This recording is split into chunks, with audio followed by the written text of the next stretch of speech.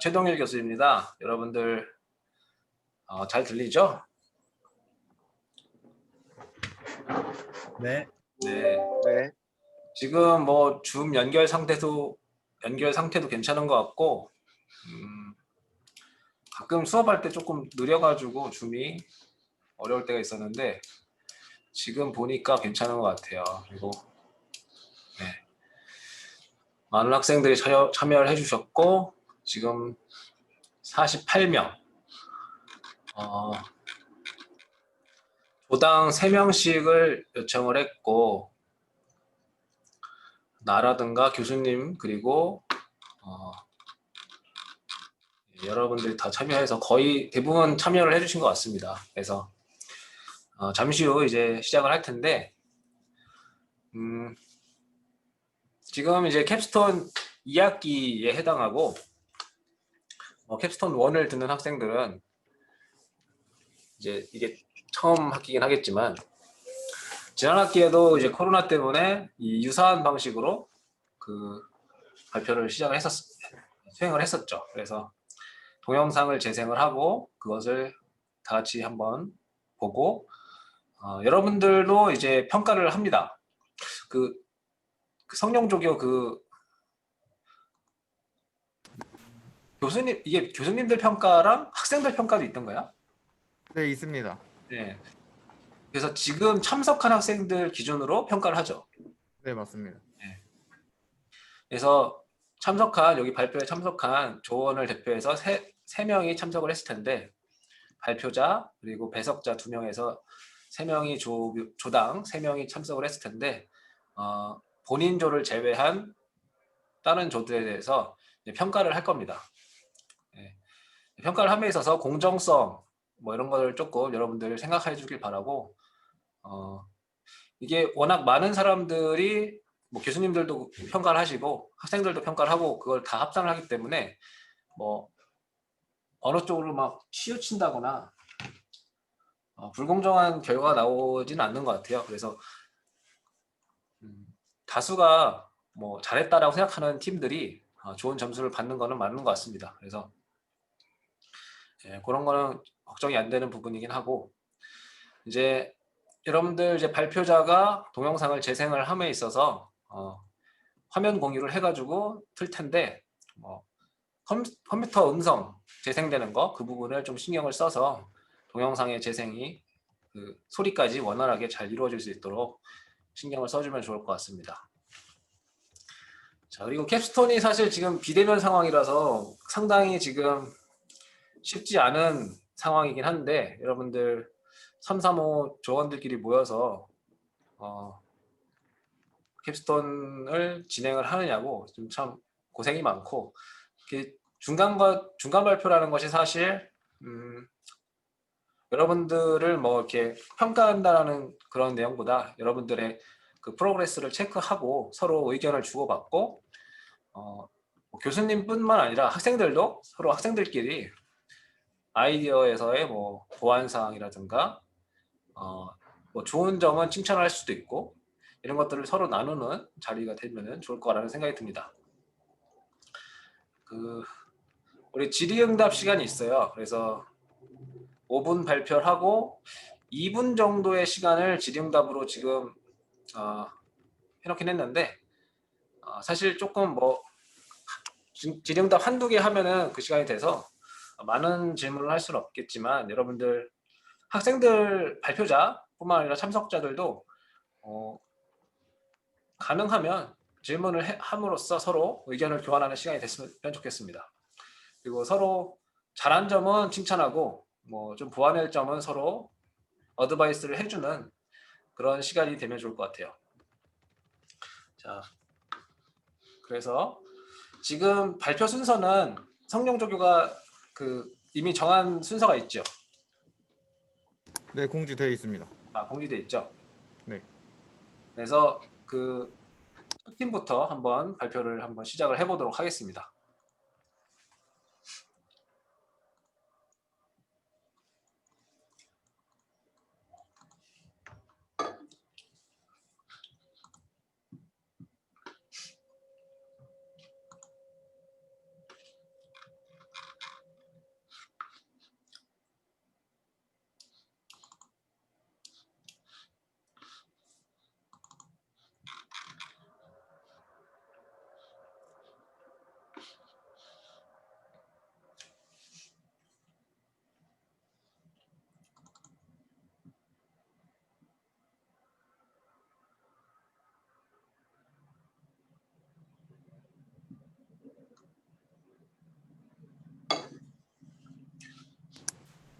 소리 안 나고 있습니다. 소리가 안 나는 것 같아요. 화면 공유에서 옵션 2개 다 체크해 주시기 바랍니다. 디자인 지금 나은지 안녕하세요. 네, 지금 괜찮으신가요? 납니다. 네, 시작하겠습니다. 네. 안녕하세요. 캡스톤 디자인 1조 발표를 맡은 맹준영입니다. 저희 조가 구성한 열 가문식 GPS 장치에 대해 발표 시작하겠습니다. 먼저 주제 선정하게 된 배경입니다. 최근에 호주 대형 산불, 강원도 고성 산불, 미국 캘리포니아 산불처럼 대형 산불이 자주 발생하였습니다. 이외에도 전 세계에서 지구온난화로 인한 기후변화로 인해 대형 산불이 많이 발생하고 있습니다. 따라서 저희는 산불이 발생했을 시 대형 피해를 막기 위해 빠른 대처를 위한 신속하고 정확한 발화지 정보가 필요하다고 생각했습니다. 이제 저희 제품에 대해 설명드리겠습니다. 목차는 기성품의 종류와 작동 방식, 열 가문식 GPS 장치 설명, 열 가문식 GPS 장치의 작동 원리, 설계 시 주의할 점, 기성품과의 차이점, 타임테이블 순서로 진행하겠습니다. 기성품의 종류와 작동 방식입니다. 조망형 카메라는 특정 등산로에 설치돼 산을 전체적으로 감시하고 산림 연접지에서 소각행위를 단속하는 데 사용됩니다. 산불 감시탑은 CCD 카메라를 이용하여 주간에는 주로 연기, 야간에는 불꽃을 감지해 산불의 발생지를 찾습니다. 드론 감시 시스템은 IoT 단말이 대기의 온도와 CO2 농도를 측정해 임계치를 초과하면 경보 신호를 온도 및 CO2 농도와 함께 관측센터로 전송합니다.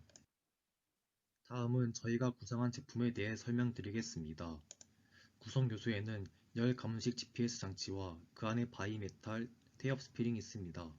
작동 원리는 바이메탈에 열을 가했을 때 휘는 성질을 이용하였습니다. 바이메탈이 휘어지면 감겨져 있던 태엽을 풀리게 함으로써 발생된 포텐셜 에너지가 전기 에너지로 전환돼 소형 발전기를 돌려 전력을 발생시켜 GPS 정보 등을 전송할 수 있도록 하였습니다. 이때 코일의 지름을 높게 하여 감기는 스프링 횟수를 늘리게 하고 발전기 모터를 더 많이 돌릴 수 있게 하기 위하여 기어비를 1:3 정도로 높게 설계합니다.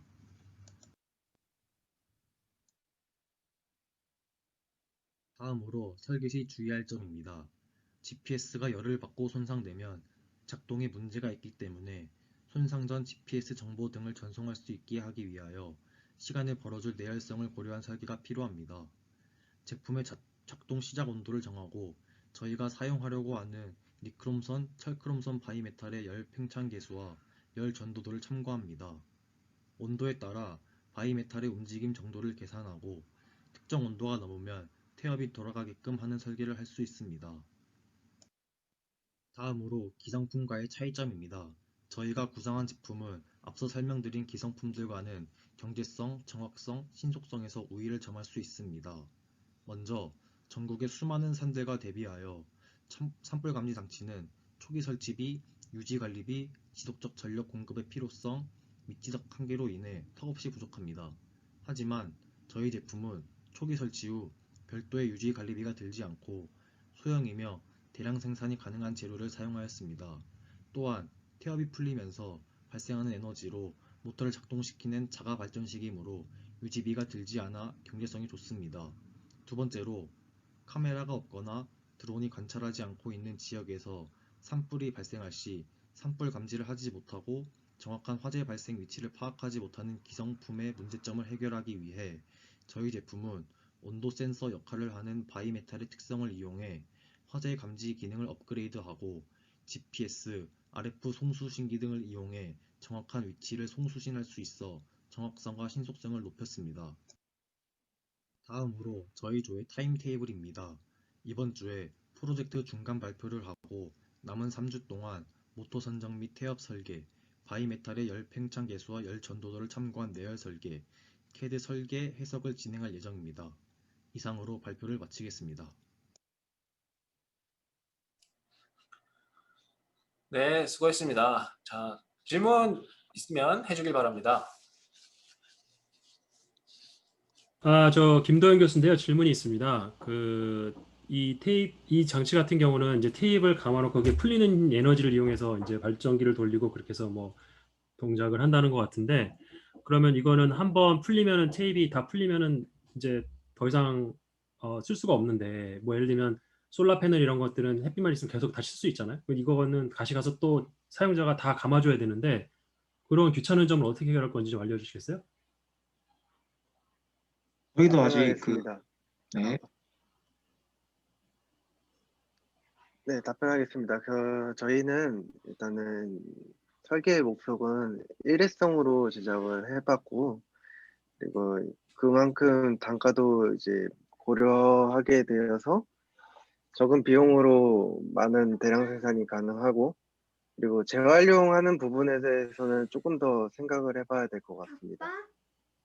그 솔라 패널이랑 충전기 가격이랑 그다음에 바이메탈 그랑 테이프 가격 한번 비교해 보셨어요, 학생들?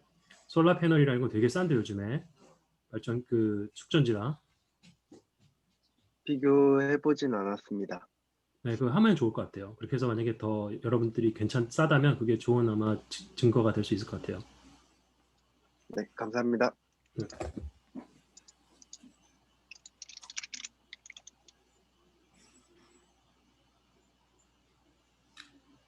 혹시 그 목표하고 있는 단가가 있을까요? 그 이 제품의 단가?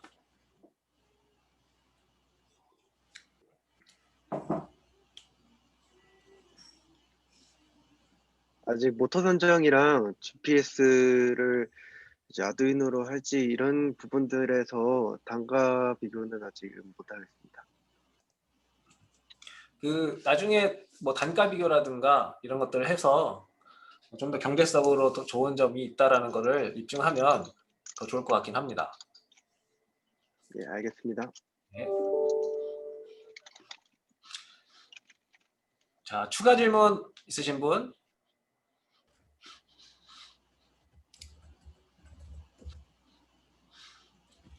자, 없으시면 다음 조 발표를 시작하도록 하겠습니다.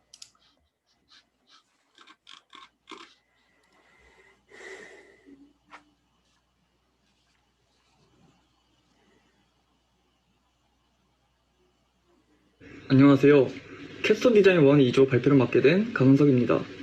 저희 조는 많은 아이디어들 중에서 불편한 경험에 대해 제일 공감이 많이 가는 버스 정류장을 선택하고 조사하였습니다.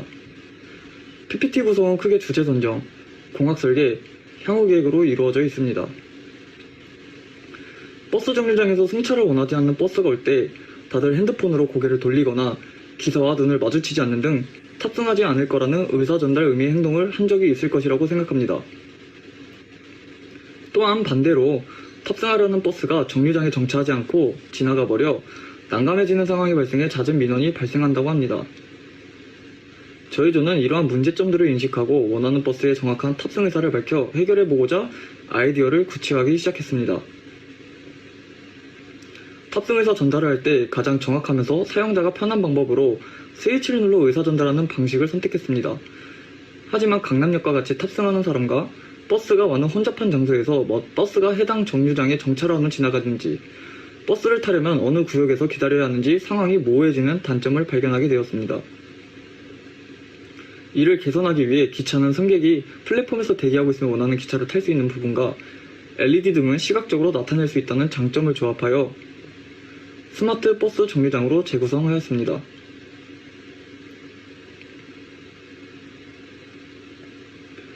저희가 재구성한 스마트 버스 정류장 모델입니다.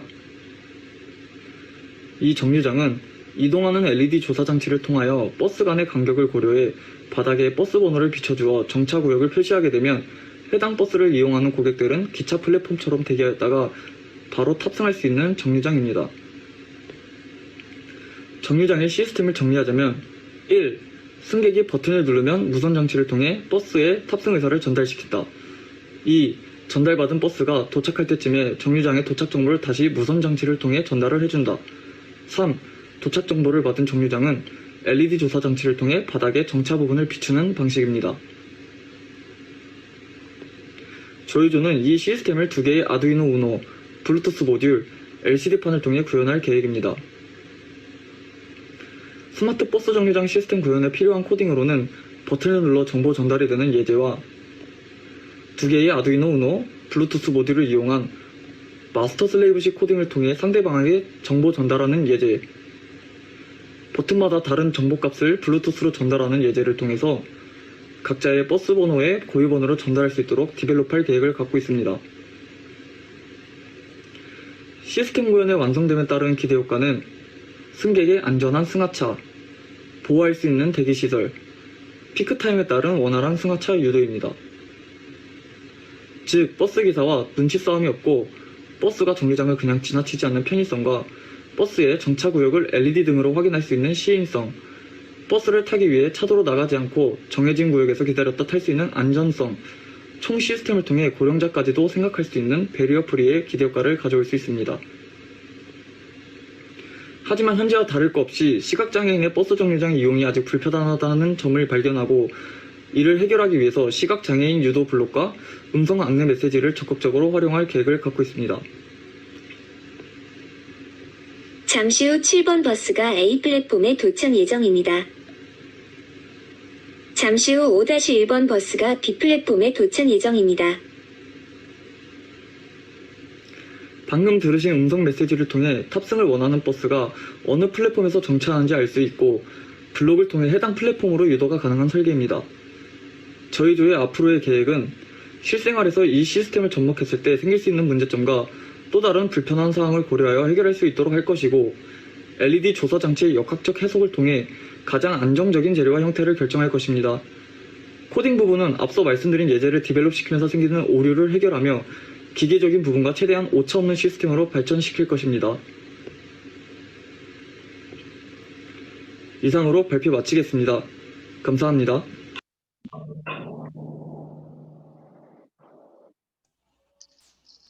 네, 수고하셨습니다. 질문 있으시면 해주시면 감사하겠습니다. 네, 저 정상국 교수인데요. 일단은 그 취지와 그런 방법이나 이런 것들은 잘 소개가 되었는데 우리가 이제 3차 발표이잖아요. 그래서 좀 현재까지 어느 정도 그런 것들을 실제 구현하기 위해서 좀 노력이나 이런 것들이 어떤 것들이 있었는지 좀 더 구체적으로 좀 얘기를 해줬으면 좋겠고, 그러니까 자료나 이런 것들이 아직 준비가 안 돼서 영상이나 이렇게 못 틀어줄 수도 있는데 구두로라도 현재는 뭐 우리가 생각하는 그런 시스템의 몇 % 정도를 만들었고 얼마 기간이면 이런 것들을 다 이제 해서 캡스톤이 잘 마무리가 될 것 같다. 뭐 이런 얘기를 좀 해주셨으면 좋겠어요. 저희가 그 어탁기로 지금 캡스톤 1을 진행 중이라서 첫 발표여가지고 아직 거기까지는 나가지 못한 것 같습니다. 네, 알겠습니다. 저 김도영 교수님 질문 있어요. 자기가 원하는 버스가 오면은 버튼을 눌러서 알린다고 했나요? 네, 맞습니다. 그러면은 그 버스 운전사가 그 버튼을 누르는지 안 누르는지 어떻게 한다고 그랬죠? 제가 놓칠 수도 있었는데. 그 무선통신으로 통해가지고 이제 버스 기사 쪽으로 이제 정보 전달을 해서 탑승자가 있다는 것을 알릴 생각입니다. 네네네. 잘 알겠습니다. 네, 이기환 교수입니다. 간단하게 질문 한 두 가지만 할 텐데, 그 블루투스 통신을 이용해서 탑승 예정자하고 버스 간 통신을 하려고 할 계획인 것 같은데, 그 블루투스 통신 영역 거리가 제한이 되어 있기 때문에 다가오는 버스에 연락이 늦어지게 될 수가 있는 문제점이 있을 수 있다고 생각을 하고, 두 번째는 이제 버스가 여러 대가 일렬로 서 있을 경우에는 그 버스 정차시킬 수 있는 위치가 최후의 마지막 서 있는 버스 뒤에 위치에만 버스 정차할 수 있잖아요. 이제 그런 식으로 계속 뒤로 밀리다 보면은 그 많은 그 정차 공간 또는 이제 승하차 공간이 필요하게 될 수가 있거든요. 그래서 두 가지 그 코멘트에 대해서는 지금 직접 답변할 필요 없고 고민을 하셔가지고 다음 발표 때 보완해서 설명하도록 하고, 혹시 꼭 답변할 내용만 있으시면은 답변해 줬습니다.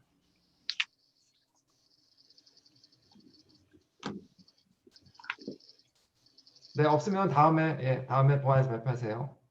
교수님, 제가 답변하겠습니다. 네, 간단하게.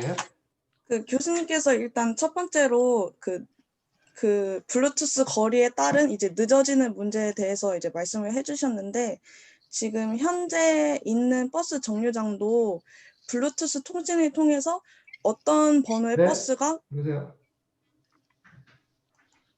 네, 어떤 번호의 말씀하세요. 네, 어떤 번호의 버스가 몇 분 뒤에 들어오는지를 지금 정보 전달을 받고 있습니다. 그렇기 때문에 그 버스 번호를 조사받고 그것을 비춰지는 것까지의 거리는 그렇게 거리상으로 문제가 되지 않을 것 같고, 그리고 또 이제 일렬로 세우다 보면은 그 이제 정체가 생기는 구간이 발생할 것이라고 말씀을 하셨는데 지금 그것은 지금 현재 강남역에서도 계속 발생되는 문제이고 오히려 조사 장치를 통해서 바로바로 승객들이 어느 위치에서 버스를 탈 수 있게끔 유도를 할 수 있다면 지금 현재 상황보다 좀 더 나아질 것이라고 예상하고 있습니다. 네, 알겠습니다. 감사합니다. 네, 질문 감사드리고 네, 시간이 좀 됐으니까 이제 다음 조 발표를 진행하도록 하겠습니다.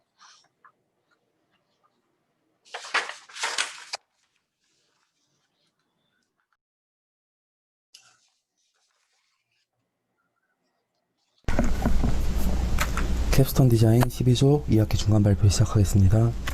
저희 조의 주제는 물체를 자동으로 분류해주는 로봇입니다. CNN 신경망을 기반으로 한 객체 인식으로 물체를 인식하고 매니플레이어터 제어를 통해 물체를 적재에 분류하는 것을 특징으로 합니다. 다음은 파트 설명 및 진행사항입니다. 팀 구성에서 크게 하드웨어, 소프트웨어, PPT와 발표로 나누어 역할을 분담했고 여기서 세부적으로 로봇팔, 레일, 비전인식 등 세부적으로 나누어 역할을 수행했습니다. 먼저 하드웨어에서 로봇팔 부분입니다. 1학기에는 6축 자유도를 가진 로봇팔을 설계했고 진공 그리퍼를 이용한 파지를 계획했습니다. 현재는 역기구학 계산을 완료하였고 그리퍼를 새로 구상하여 로봇팔을 설계했습니다. 1학기 진행사항입니다. 1학기 때는 6축 계획한 걸로 그래퍼는 진공 그리퍼를 사용했고 사진들은 설계가 완성된 모습으로 실제 시작품까지 제작한 모습을 볼 수 있습니다. 왼쪽 아래 사진은 로봇팔의 가동 범위를 나타냅니다. 아래 사진은 제작 비용과 우리 프로젝트의 효율성을 위해 진공 그리퍼가 필요 없다고 판단하여 제거했고 로봇팔의 형태를 수정했습니다. 또한 기존 설계에 사용했던 모터보다 토크값이 큰 모터로 전면 교체했고 현재 새로운 모터가 배송 중에 있습니다. 다음은 하드웨어의 레일 파트입니다. 1학기는 물체를 분류하는 시스템을 어떻게 할지 구성했고 레일 및 룰러를 어떻게 설계할지를 중점으로 진행했습니다. 현재는 레일 설계를 완료했고 제작 중에 있습니다. 최초에는 다음과 같이 작동하는 시스템을 계획했습니다. 레일 위에 쓰레기를 놓게 되면 레일이 작동하면서 로봇팔 앞에 쓰레기가 위치될 때 컨베이어 벨트가 정지하고 그 물체의 재료에 따라 분리수거를 하고 벨트가 다시 움직이는 과정을 반복하는 것으로 계획했습니다. 2학기에 들어와서는 캔과 페트병만을 분류하는 시스템으로 변경했습니다. 그러면서 페트병은 컨베이어 벨트가 멈추지 않고 페트병이 지나갈 시 벨트가 멈추면서 분류하고 다시 이동하는 시스템으로 구성되어 있습니다.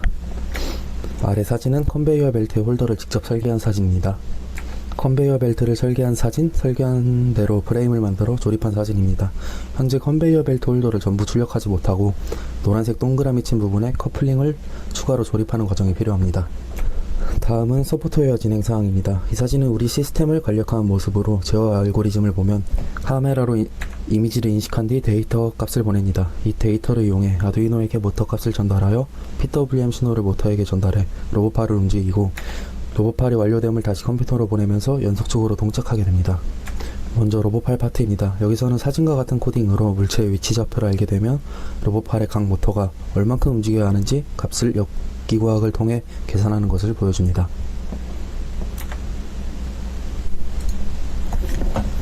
이 영상은 1학기 때와 비교하여 물체를 분류하는 AI를 개선한 영상입니다. 초창기에는 보시기처럼 물체를 인식하는 네모박스가 굉장히 불규칙하게 움직이고 인식을 못하는 경우가 많은 것을 알 수 있습니다. 또한 빨간색 중심을 잡는 점 또한 많이 흔들리는 것을 확인할 수 있습니다. 현재까지 총 10,000장 이상의 사진을 학습시킨 결과 정확성이 많이 향상되었음을 알 수 있습니다.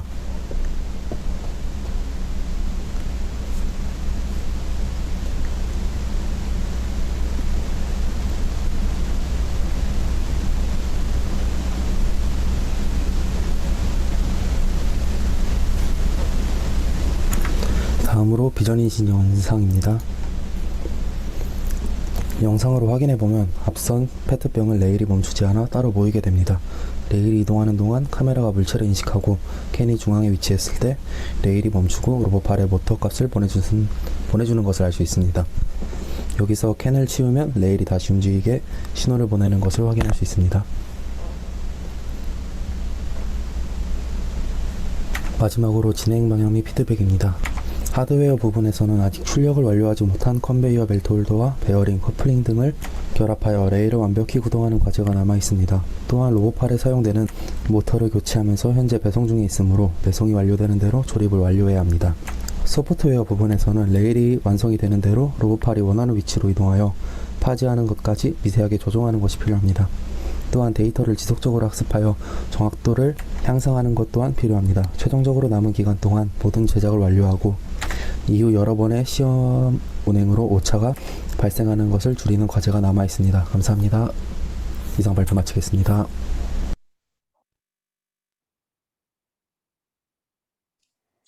예, 질문해 주시면 감사하겠습니다. 네, 정성국 교수인데요. 현재 지금 이런 쓰레기 분류나 이런 것들이 아마 곳에서 많이 이루어지고 있을 텐데, 이게 이제 캡스톤 우리가 평가하는 요소 중에 하나가 창의성이 있는데, 그래서 요번에 이렇게 설계한 쓰레기 분리 방법이 기존 방법과 좀 차별화되고 하는 점이 있으면 어떤 게 있는지 좀 설명해 주시면 좋을 것 같습니다. 저희가 일단 이 주제를 선정하는 거에 대해서 중점으로 두었던 것은 기술적으로만 봤을 때는 훨씬 더 빠르고 정확한 분류 로봇들이 많습니다. 하지만 대학원 학부생 입장에서 그 부분을 쉽게 다가갈 수 없는 걸 확실히 저희가 좀 받아들이기 위해서 그 중간다리 역할을 할 수 있는 정도의 그런 수준을 만들어내고 싶었습니다. 그것이 저희가 주제를 결정한 목적이었습니다. 네.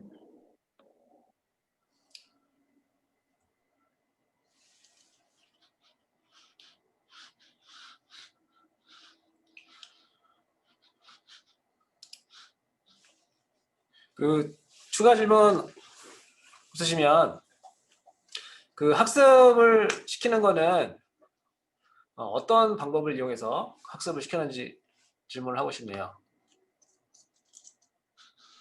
네, 답변해 드리겠습니다. 첫 번째로 일단은 레일 위에 있는 쓰레기를 분류할 거라는 조건 하에 있기 때문에 레일 위에서 영상으로 쓰레기 여러 영상으로 촬영을 한 다음에 그 중에서 이제 한 0.1초당 한 장씩 프레임을 나눠서 이미지를 뽑아냈습니다. 그래서 그렇게 학습 데이터를 만들고 이제 일종의 라벨링이라는 데이터 전처리를 통해서 학습 데이터를 최종적으로 만든 다음에 텐서플로우를 이용해서 신경망을 학습시켰습니다.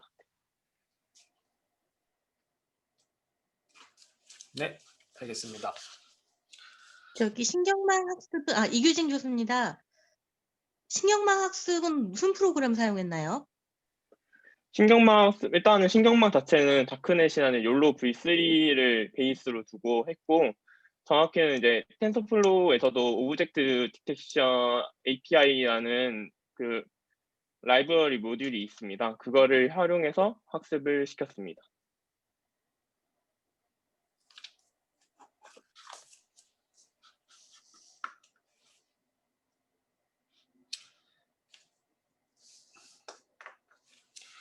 네, 혹시 추가 질문 있으신가요?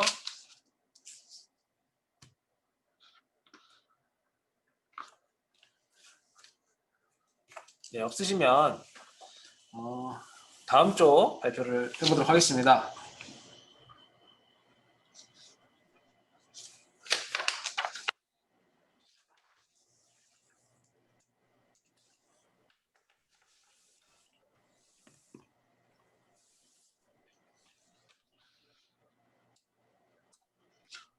소리가 안 나오는 것 같습니다. 소리 한번 체크해 보시면 좋을 것 같습니다.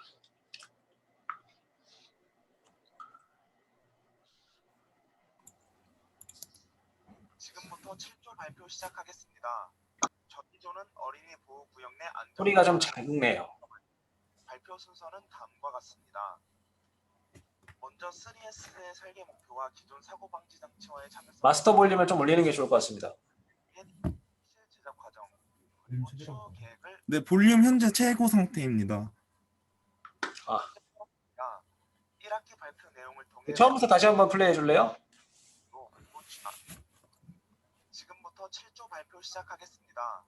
저희 조는 어린이 보호 구역 내 안전 강화라는 주제를 선정하고 발표 순서는 다음과 같습니다.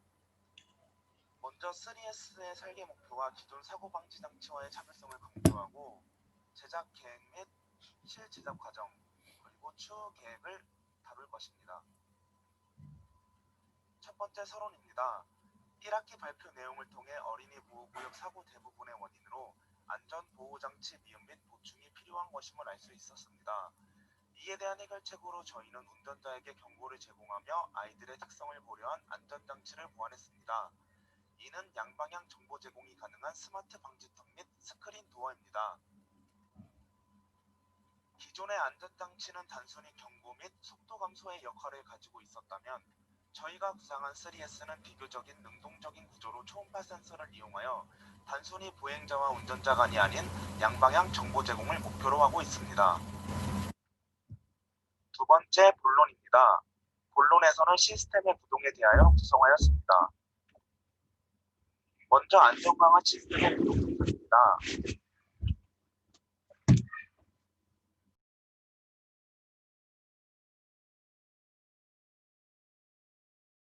작동하고 그 이후 스크린 도어가 작동합니다. 이는 센서가 초음파를 이용하여 지속적으로 과속 차량을 관찰하는 과정입니다. 초음파 센서의 신호 전달 과정의 회로는 다음과 같습니다. 초음파 센서의 스크린 도어의 슬라이드 모터와 방지턱을 연결하였고 여기서 방지턱에는 2채널 릴레이 모듈 2개를 사용하여 구성해 보았습니다.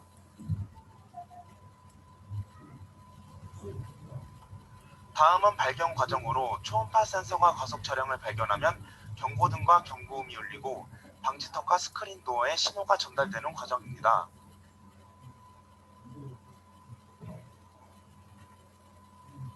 다음은 조치 과정으로 초음파 센서가 속도를 측정하여 봉합 실린더에 힘을 전달하고 피스톤 운동을 통해 스마트 방지턱을 작동시킵니다. 두 번째로는 스크린 도어입니다. 방지턱과 동일하게 초음파 센서가 속도를 측정하여 초과속도 확인 시 신호를 받아 모터 작동 및 스크린 도어가 닫히게 됩니다. 그 후 차량이 지나간 것이 확인이 되면 스크린 도어가 다시 열려 사람의 보행이 가능한 상태가 됩니다.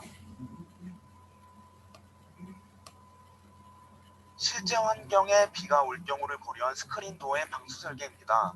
방수 설계에 대한 토의는 현재까지도 계속 진행되고 있는데 스크린 도어의 모터 바디를 2층으로 구성하여 배수구멍을 뚫고 내부를 사다리꼴 모양으로 설계하여 물의 가장자리로 배출되는 방식을 선정하였습니다. 결론입니다. 실제 모델에 대한 제작 과정 중 프로토타입의 스크린 도어입니다. 모터 부분에는 기존 스크린 도어에 사용되는 슬라이드 모터를 선정하였는데 크기와 전압을 고려하여 이외로 방식의 아두이노 슬라이드 가변 조항 모듈을 구매하였습니다. 전체적인 바디는 강도가 높고 시야 확보에 유리한 아크릴로 결정하였습니다. 다음은 본론에서 설명하였던 방수 설계를 적용한 모습입니다. 서브 모터를 이용한 각도 조절 영상입니다.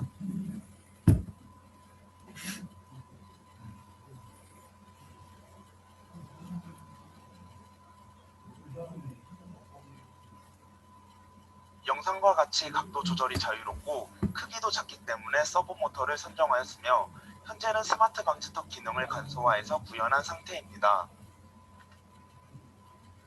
다음은 실제 사이즈의 스마트 방지턱입니다. 전체적인 커버 및 뼈대에는 미송 집성목 합판으로 구성하였고 봉합 실린더로 올라오는 부분은 측면에서 사다리꼴의 옐로우 자켓 형식으로 제작할 예정입니다. 봉합 실린더는 하중 계산을 통해 최대 300kg의 중량을 견딜 수 있는 100mm의 내경을 가진 봉합 실린더를 선정하였으며 이와 호환이 되는 에어호스와 노즐을 구매하였습니다. 현재까지 구매한 제품 예산안입니다. 다음은 1차 회의 때 계획한 제작 일정을 간트 차트로 구성하였습니다. 코로나 바이러스 및 배송 문제로 인해 약간의 유동이 발생하였지만 현재는 프로토타입의 서브모터를 적용한 스마트 방지턱을 제작 진행 중에 있습니다. 추후 공합 실린더를 사용한 실제 사이즈의 방지턱을 구현할 계획이며 아두이노 코딩 및 모듈을 장착할 예정입니다. 참고 문헌의 출처는 다음과 같으며 이상으로 7조 어린이 보호구역 내 안전 강화에 대한 발표를 마치겠습니다. 감사합니다. 우선 녹화된 동영상 내 PPT 영상이 재생되지 않는 점 죄송합니다.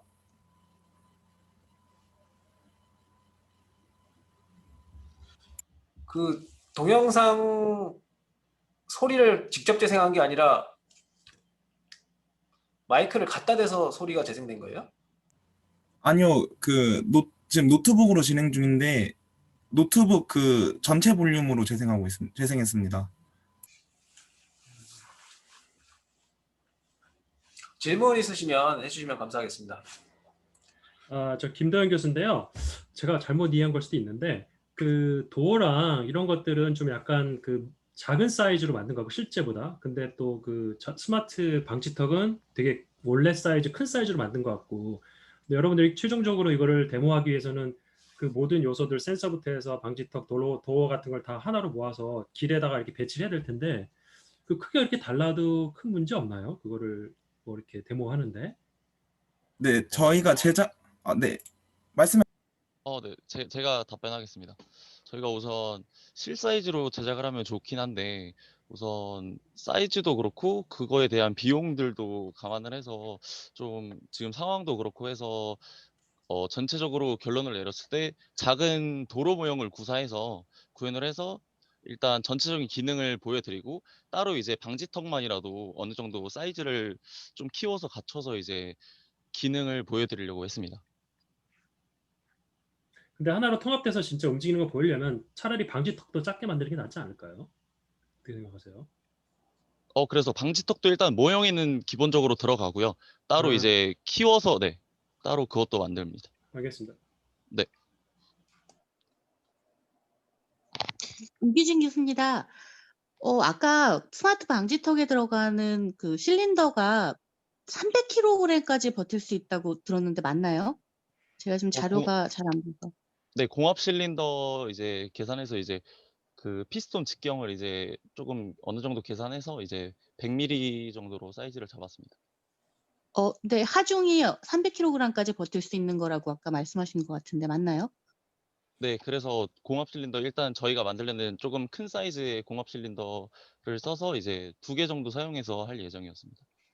300kg이라면 차량 무게를 버티기 힘들 것 같은데 사실은 이제 스마트 방지턱 같은 경우에는 사실 무게를 어느 정도까지 감당할 수 있는지가 굉장히 중요한 요소일 것 같은데 고려해 보셨나요?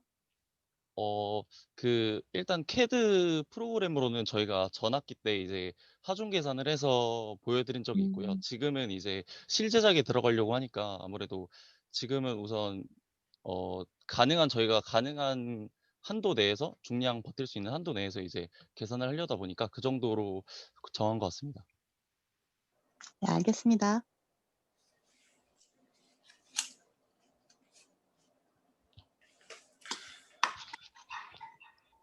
네, 추가 질문 없으시면 이어서 11조 발표를 해주시면 감사하겠습니다.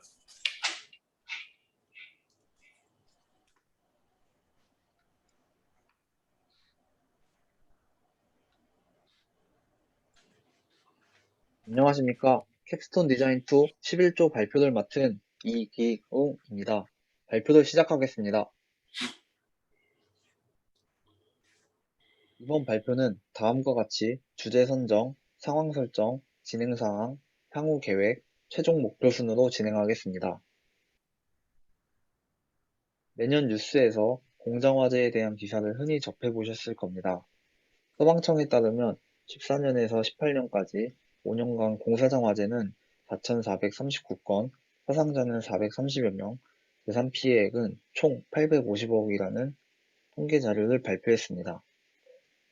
이러한 대형 화재는 주로 전기로 인해 발생하고 이 중 노후화된 배전반에서 가장 많은 전기 화재가 발생합니다. 화재 발생 시 골든타임인 5분 이내 초기 화재를 진압하는 것이 중요한데 국민안전처 통계 결과 소방차의 5분 이내 현장 도착률은 60%에 불과하며 골든타임인의 신고율은 40%가 안 되는 것을 확인할 수 있습니다. 그래서 저희는 배전반 혹은 어떤 장소에서 화재가 발생 시 이를 인식하고 상황실이나 경비실에 상황을 알리는 동시에 순찰 중인 AGV가 그 위치로 이동해 소화기를 분사하여 초기 화재를 진압하는 로봇을 만들고자 하였습니다. 이를 통해 빠른 대처가 가능하게 하며 소방차의 현장 도착 시간을 단축시키고 인명피해를 최소화하여 초기 화재 진압을 가능하게 하는 로봇을 설계하였습니다.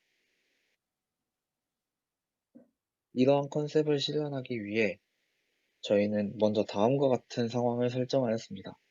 공장은 2차 폭발 위험이 높은 인화성 물질 취급 공장이며 화재의 원인은 지상으로부터 1.5m 높이의 노후화된 배전반에서의 합선입니다. 또한 발생 시간은 작업자가 없는 새벽 4시로 설정하였습니다. 진행 상황입니다. 다음과 같은 간트 차트를 따라 진행 중이며 데드라인을 지키려 노력 중이고 업무의 양을 균일하게 분배하였습니다. 다음은 CAD 프로그램을 통한 제품 모델링입니다. 소화기의 호스는 리드 스크류를 통하여 좌우 조절이 가능하며 서버 모터를 통한 상하 조절이 가능하도록 하였습니다. 또한 레버를 제거하고 서버 모터를 이용하여 버튼을 누르면 소화기가 분사되도록 설계하였습니다. 유체 역학적인 이론 해석과 더불어 직접 소화기 분사 시험을 통해 소화기의 실제 유효 사거리, 분사 시간, 레버를 누르는 데 필요한 압력 등을 계산하여 적합한 소화기와 모터를 선정하였습니다. 다음은 구동 파트입니다. 라인을 따라 움직이는 라인 트래커 기능과 초음파 센서를 통해 장애물을 감지하는 구동 테스트를 진행하였고 앞으로 특정 위치까지 이동하는 기능을 테스트 및 적용할 예정입니다. 다음은 배전반 내에 설치 예정인 불꽃 감지 센서 테스트 영상 및 코딩입니다.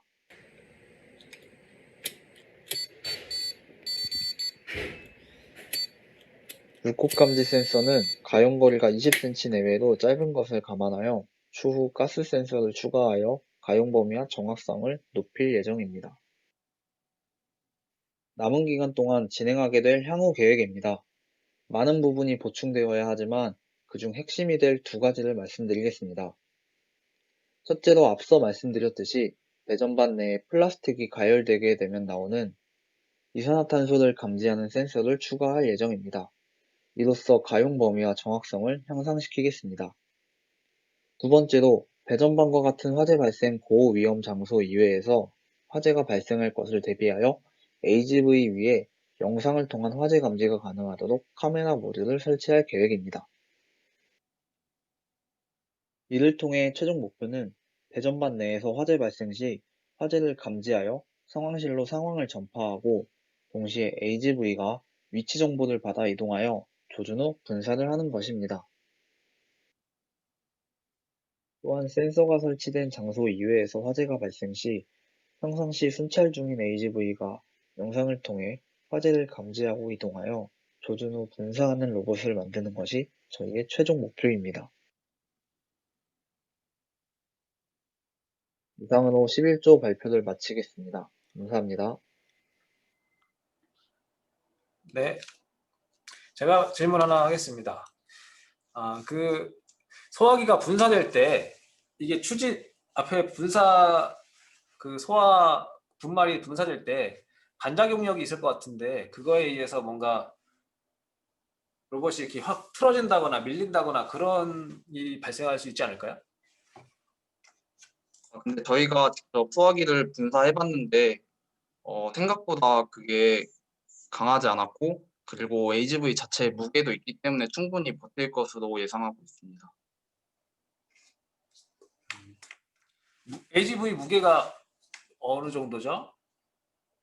일단 AGV 자체 무게는 한 5kg 정도 되고 소화기는 3.3kg 정도 되고 그리고 여러 가지 부품들이 더해지면 한 2에서 3kg 정도 더 늘어날 것 같습니다. 거의 한 10kg는 된다고 봐야겠네요. 네. 알겠습니다. 다른 질문 있으시면 해주시면 감사하겠습니다.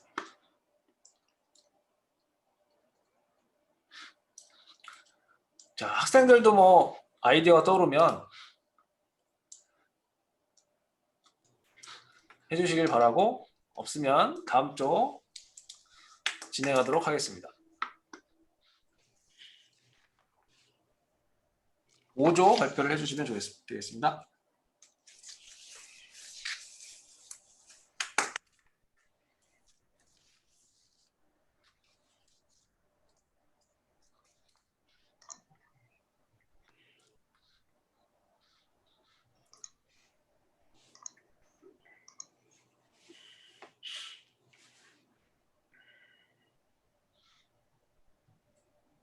그 화면 공유를 할 적에 그 PC 소리 재생인가 뭐 그런 걸 켜야 돼요.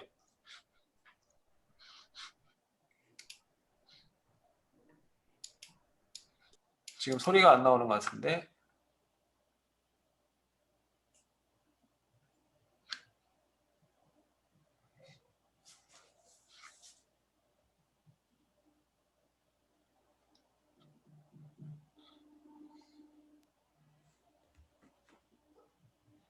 안녕하십니까. 캡스톤 디자인 2 5조 발표를 맡게 된 17학번 남유나입니다. 목차는 다음과 같습니다. 저희는 기존의 주제를 바꾸어 돌 고르는 기계를 제작하고 있습니다. 현재 설계 부분과 차체의 제작 부분이 완성되었고 최종까지 바구니와 로봇암을 달아 차체에 연동시킬 예정입니다. 이 주제를 생각하게 된 것은 부모님을 따라간 주말 농장에서였습니다. 한 평 정도 되는 땅에 돌을 고르기 위해 1시간 동안 앉아서 일을 하시는 모습을 보니 돌을 자동적으로 골라주는 기계에 대해 생각하게 되었고 이런 작업을 수행하는 기계가 있는지에 대해 알아봤습니다. 찾아본 결과 트랙터에 달아서 사용하는 석발기가 있는데 트랙터 비용은 차치하고서도 기본 600만원, 중고는 200~300만원에 판매되고 있었습니다. 우리나라에서 귀농 귀촌하는 인구가 2019년을 기준으로 46만 명 정도가 됩니다. 그들이 시골에 가서 처음 땅을 개간할 때 거의 모든 땅은 돌이 무척 많아 땅에 앉아 돌을 고르는 작업부터 하게 됩니다. 귀농을 가는 연령대 중 50대 이상이 74%를 차지하는데 그들에게 땅에 털썩 앉아서 하는 고된 농사일은 부담이 될 수 있습니다. 농사의 가장 첫 부분인 만큼 의욕이 있지만 처음인 만큼 그 일이 고되기만 한다면 농사에 대해 부정적인 생각이 들 겁니다. 실제로 귀농 귀촌하는 인구 중 10% 미만이 다시 도시로 돌아가는데 가장 큰 이유가 영농 실패였습니다. 저희 제품은 주말 농장과 귀농 귀촌인들을 대상으로 노동을 줄여주고 큰 비용 부담을 줄여주기 위해 시작했습니다. 저희 제품은 자율주행으로 움직이며 초음파 센서로 장애물을 피해갑니다. 자율주행으로 움직이기 때문에 차체가 구동되어야 할 범위를 울타리로 정해주어야 합니다. 자율주행을 하는 동시에 제품에 달린 팔에 돌을 고르는 망을 달아 돌을 고를 수 있게 만들 예정입니다. 로봇 팔은 3자유도 구동이 되며 6V의 토크를 출력하는 서브모터 3개가 달린 제품으로 선정하였고 차체는 밭에서 잘 움직이고 돌의 무게를 견딜 수 있는 제품을 선정하였습니다. 제품을 제작하기에 앞서 구매할 제품의 CAD 작업을 하고 차체와 모터에 대한 역학 계산을 진행하였습니다. 차체와 팔을 만들어 어셈블리한 모습입니다. 차체에 돌, 바구니, 로봇암의 하중이 가해졌을 때 정적 해석입니다. 차체의 중간 표면으로 잘랐을 때 바퀴에 가해지는 응력을 구했습니다. 모터의 축 응력 분포를 구했습니다. 재료의 항복 강도는 105메가파스칼이고 해석 프로그램으로 구한 실제 응력은 67.25메가파스칼로 안전계수는 1.56입니다. 안전계수가 1.4 이상으로 안정성을 확인했습니다. 먼저 차체와 로봇암을 각각 조립하였습니다. 그 후 차체의 자율주행을 코딩하였습니다. 초음파 센서로 전방의 장애물과의 거리를 측정하며 직진합니다. 장애물과의 거리가 좁혀지면 서브모터가 회전하여 거리값에 따라 회전 위치를 결정합니다. 차체의 흙 위에서의 구동 모습입니다.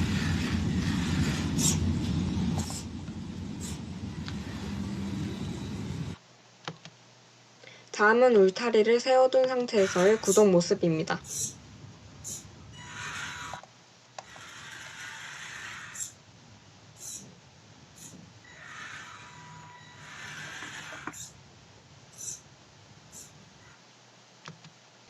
구상과 설계를 거쳐 제작을 처음 시도했을 때는 여러 난관이 있었습니다. 작동되던 로보담의 서브모터 작동이 멈췄고 전원의 용량이 부족해 새로 건전지를 사야 했습니다. 이외에도 예상치 못한 문제점들이 많았지만 지금까지 잘 고쳤고 앞으로도 잘 고쳐나갈 계획입니다. 감사합니다.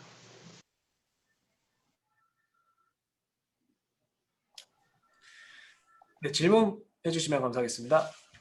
네, 잘 봤고요. 근데 이제 좀 이게 캡스톤 디자인이 물론 우리가 설계 제한 조건으로 이제 뭐돈 쓰는 거나 이런 것들이 한계가 있기 때문에 기존에 나와 있는 제품과 비교를 할 수는 없어요.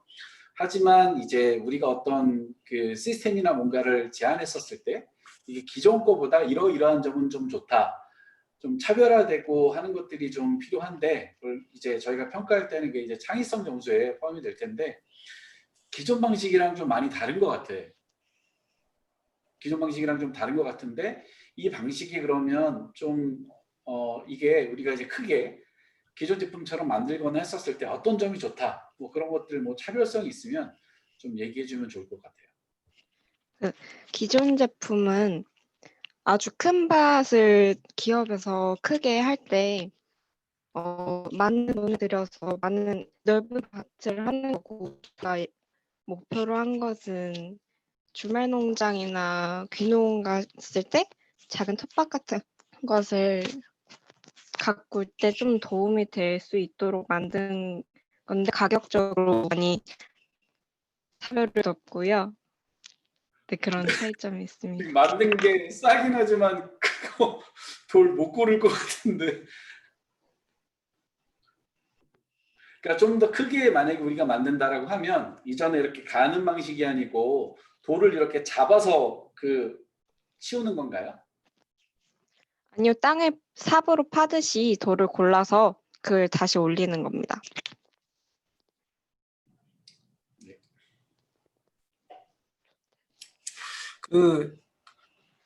데모해준 그 장치가 네.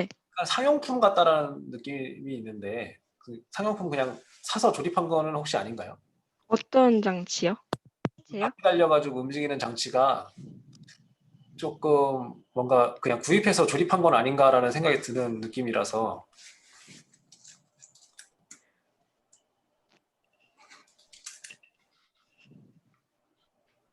제품을 하나하나 만든 건 아니고요.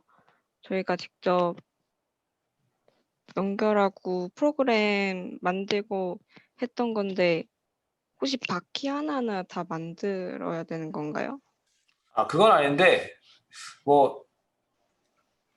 그러니까 그냥 움직이는 것 자체가 그냥 딱 봤을 때 이거 그냥 제품 사서 조립한 건가 싶은 느낌을 받았는데 그게 아니라면 되게 잘 만든 건 거고, 네, 그거에 대한 질문을 한 겁니다. 네. 그러니까 답변이 상용품 그냥 사서 조립한 건 아니다, 그거죠? 네. 네, 알겠습니다. 네, 지금 발표가 조금 길어지고 있긴 한데 5분 정도 좀 브레이크 타임을 가졌다가 지금 2시에 다시 시작을 하면 좋을 것 같습니다. 그래서 화장실 갔다 올 사람은 갔다 오고 2시에 다시 딱 시작을 해보도록 하겠습니다. 잠깐 나갔다 오겠습니다.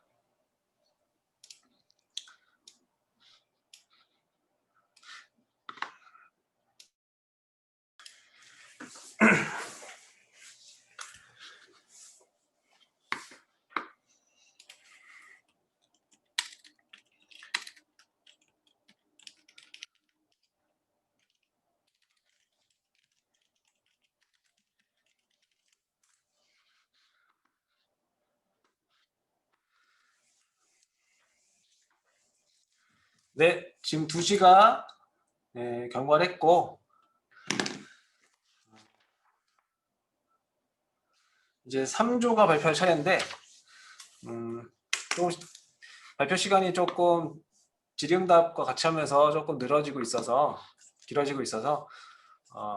질문은 최대한 1개 아니면 2개 정도만 빠르게 받고선 진행하는 식으로 하겠습니다. 자, 3조 이어서 진행을 해주면 고맙겠습니다.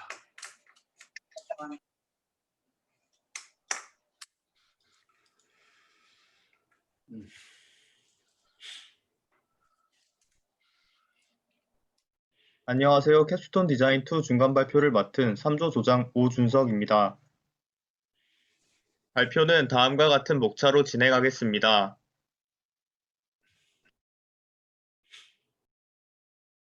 먼저 기구 구동의 원리를 리뷰하겠습니다. 먼저 공을 카메라로 인식하고 라즈베리 파이를 이용하여 공 인식 프로그램을 실행합니다.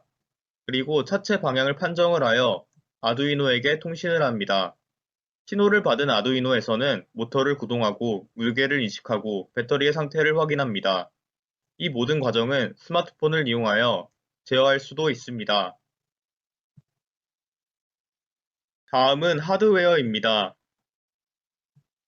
먼저 제품의 모델링입니다. 기존 캡스톤 디자인 1에서의 설계에 문제점이 있어 새로 설계하였습니다.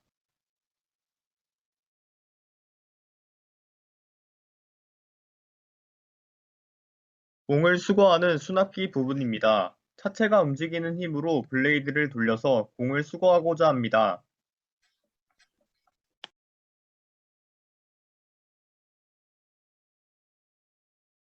다음은 도면과 실제 제작 중인 제품의 사진입니다.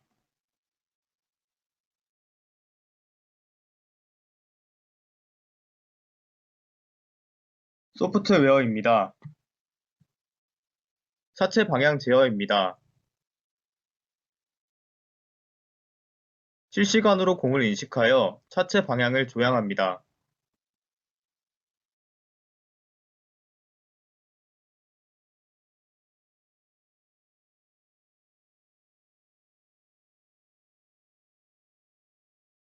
다음은 공의 무게 인식입니다. 공의 무게를 인식하는 로드셀 센서를 이용하여 실시간으로 들어오는 공의 무게의 최근 세계 값의 평균을 산출한 뒤 평균이 특정 값을 넘으면 LCD에 특정 문구를 출력하게 하였습니다.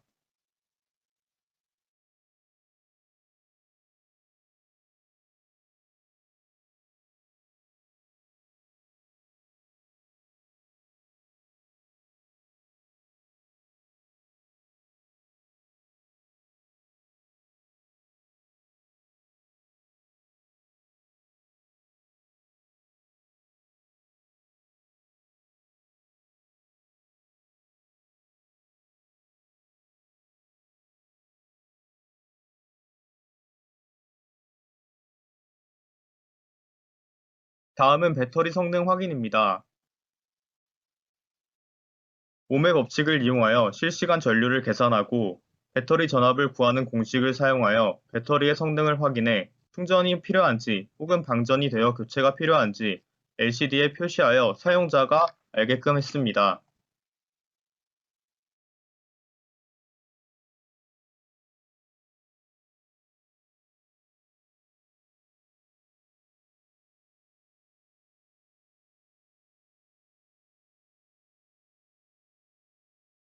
마지막으로 향후 계획입니다. 현재까지 실시간으로 공을 인식하여 공이 있는 곳으로 차체가 움직이는 것을 확인하였습니다. 수납기가 현재 제작 중인데 제작 완료하면 차체에 결합하여 공을 수거하는 것을 확인한 다음 스마트폰과 연결하여 자동 모드가 아닌 수동으로 이용할 수 있는 리모컨과 같은 추가 기능을 넣을 예정입니다. 이상으로 3조 캡스톤 디자인 2 발표를 모두 마치겠습니다. 감사합니다. 네, 질문 있으면 해주시면 감사하겠습니다. 자, 없으면은 제가 하나 하고 싶은데요. 이게 수거기가 제대로 작동할까요? 이 캡스톤 디자인이 버전 3인데 앞선 버전 1, 2에서의 문제점을 정확히 파악하고 있어서 아마 저희가 설계한 대로 하면 공을 잘 퍼올릴 수 있을 거라고 생각합니다. 퍼 올리는 방식이에요? 예, 블레이드로 빠르게 회전하는 블레이드가 공을 쳐서 위로 올리는 방식입니다.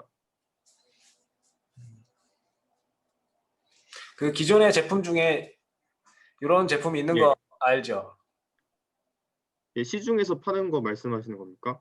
네, 시중에 이렇게 공을 톡 튀어 오르게 해가지고 아, 그런 게 있어가지고. 그 시중에 파는 걸 알고 있는데 그거는 롤링 머신을 이용해서 공을 이렇게 압착시켜서 빠른 회전수로 위로 올리는 건데 그게 공에 털이 빠지는 문제점이 있어가지고 다른 방법으로 보완해 보았습니다. 알겠습니다. 짧은 거 하나 물어보고 싶은데요. 예. 이게 이제 저는 좋게 생각하는데 장희석 교수님이 이제 이런 쪽으로 캡스톤을 몇 회 이렇게 쭉 하셨는데 지금 보니까 이제 뭐 자잘한 이런 디테일도 많이 개선이 되는 것 같아요. 그래서 혹시 이전에 했었던 거를 좀 인수인계 받아서 계속 발전시켜 나가는 중에 있는 건가요? 인수인계 받은 거는 차체랑 모터밖에 없고 나머지 공인식 프로그램이랑 뭐 블루투스 연결 이런 건 다 저희가 직접 새로 코딩하고 개선시킨 겁니다. 다른 언어로. 네네. 뭐 전 개인적으로 계속 기능이나 이런 것들을 더 넣고 개선하고 그러는 것도 굉장히 좋은 취지라고 생각을 해서 알겠습니다. 네, 시간 관계상 다음 조 발표로 넘어가도록 하겠습니다. 2조가 발표를 해주면 되겠습니다.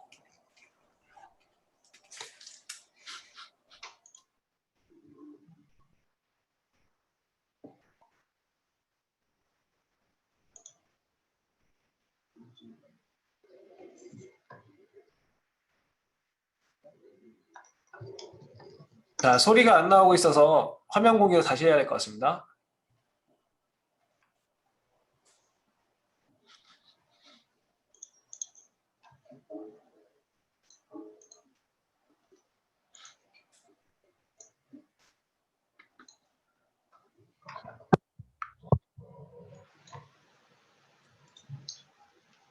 안녕하십니까. 캡스톤 디자인 2조 발표 시작하겠습니다. 1학기 리뷰, 개선사항, 부품 채택, 동력 전달과 속도 조절 방법, 작동 영상, 향후 계획의 순서로 진행하겠습니다.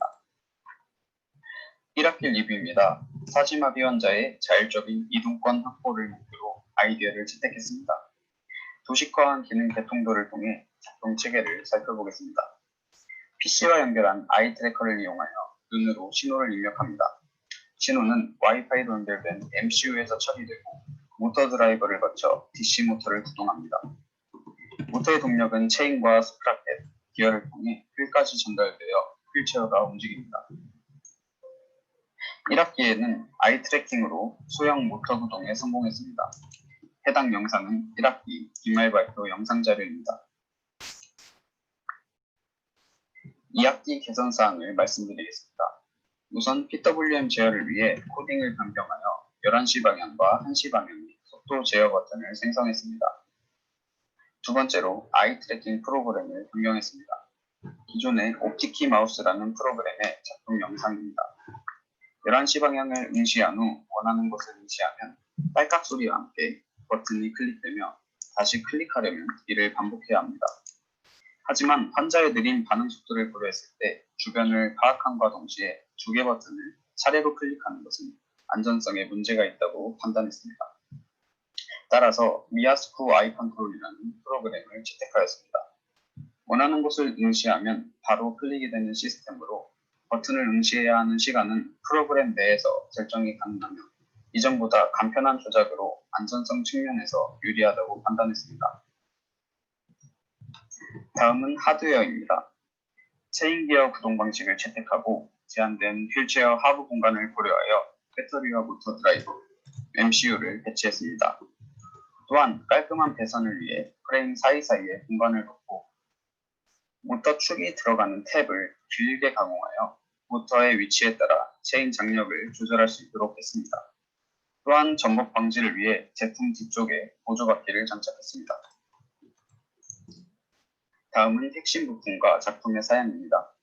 안전성을 고려하여 폭발 위험이 적은 리튬 인산철 배터리를 채택했고, 모터는 DC 모터를 채택했으며 모터의 고출력, 고전류를 버틸 수 있는 DC 모터 전용 싱글 채널 드라이버 2개를 채택했습니다. 다음은 동력 전달 방식입니다. 모터는 3400rpm으로 회전하며 작은 스프라켓과 체인을 통해 큰 스프라켓으로 동력이 전달됩니다. 3대1의 감속비로 회전수를 약 1100rpm으로 낮춘 후 2대1의 감속비를 가진 기어를 거치며 약 560rpm으로 감속되어 최대 출력으로 모터를 회전시켰을 때 시속 13.66km의 속도를 얻게 됩니다. 다음은 속도 제어 방법입니다. PWM 제어로 전압을 컨트롤하여 속도를 제어합니다. 전진 시 90%의 듀티 값을 기본으로 하고 1단 버튼을 누르면 80%의 값으로 감속되며 3단 버튼을 누르면 100%의 값으로 증가합니다. 이에 더해 기어비를 이용하여 감속하게 됩니다. 다음은 작동 영상입니다. 사용자가 눈으로 클릭한 버튼에 따라 정상적으로 구동하는 것을 확인하실 수 있습니다.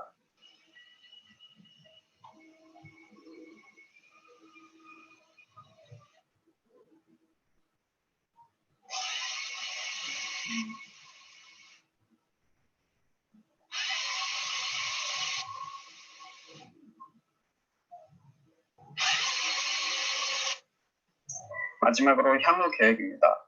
크기는 작지만 높은 감속비를 가진 사이클로이드 기어를 추가하여 안전한 속도를 맞출 계획입니다. 또한 제품과 휠체어 휠의 중심을 일치시켜 결합할 예정이며 최종적으로 제품과 체인의 보호를 위해 커버를 제작한 후 패키징하여 마무리할 계획입니다. 마지막으로 진행 과정 영상 띄워드리면서 마무리하겠습니다. 감사합니다.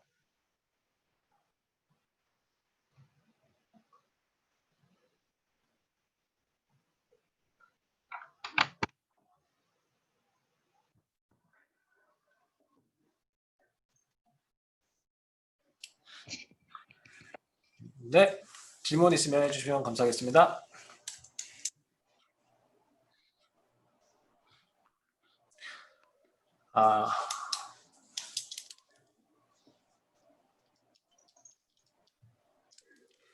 제가 질문하자면 목표하는 적정 속도가 어떻게 돼요? 예, 지금 저희 목표하는 적정 속도는 2km에서 3km 정도로 평균 성인 보행 속도보다 낮추려고 목표 중입니다. 그러면 기어비를 좀 많이 높여야 될 것 같은데. 예. 그래서 향후에 그 사이클로이드 기어를 활용할 계획이라고 본 거죠? 예, 맞습니다. 네.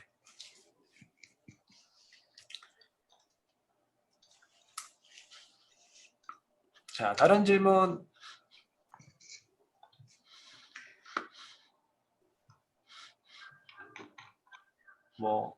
학생들 중에서 혹시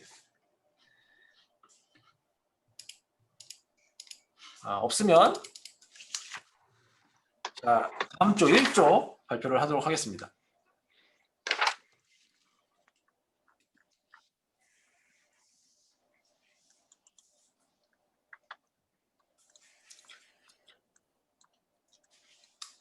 자, 화면 공유를 할 적에 네, 시작해 주세요.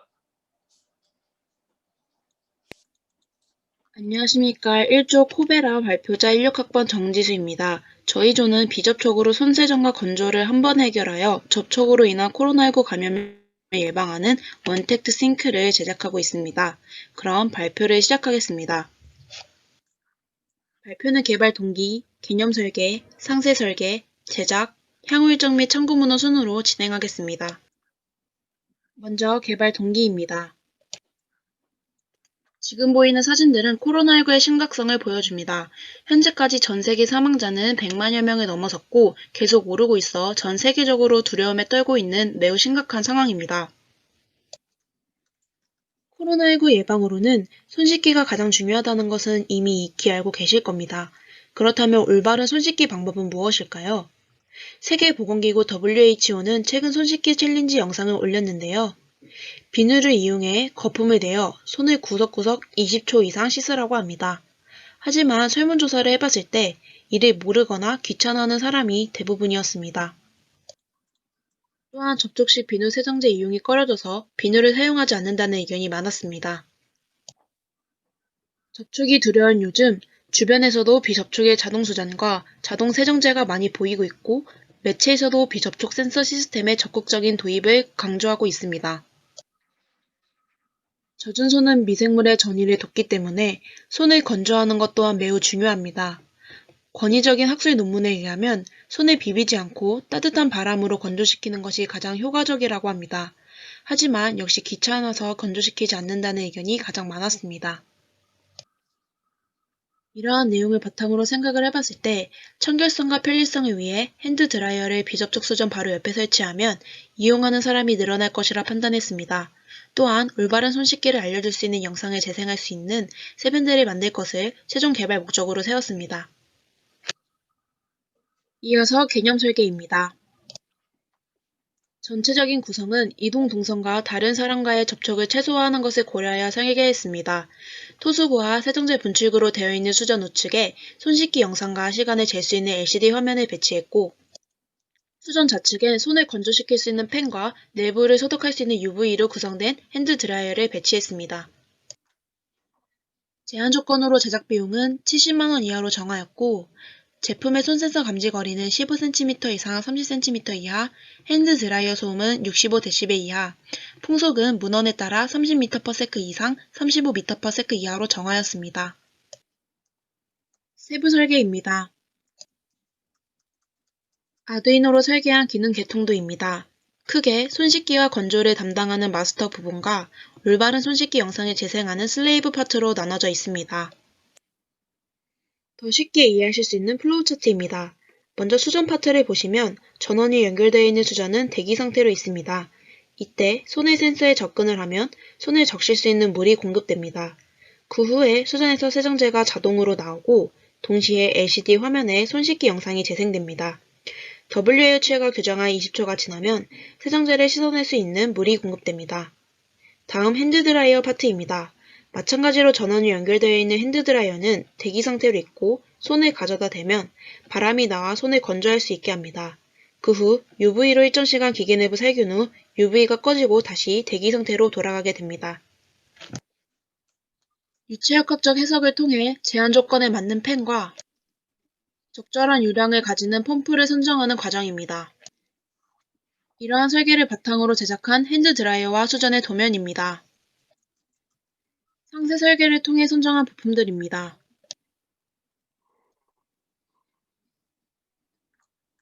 앞의 내용들을 토대로 한 제작입니다. 현재까지 제작한 아두이노와 마스터 슬레이브 코드입니다. 설계를 바탕으로 아크릴판으로 핸드드라이어 외관을 제작한 모습입니다. 현무 계획과 참고 문헌입니다. 현재 제작을 진행 중이고 마지막엔 기말 최종 발표를 하며 마칠 계획입니다. 참고 문헌은 다음과 같습니다. 감사합니다. 자, 질문 부탁드립니다.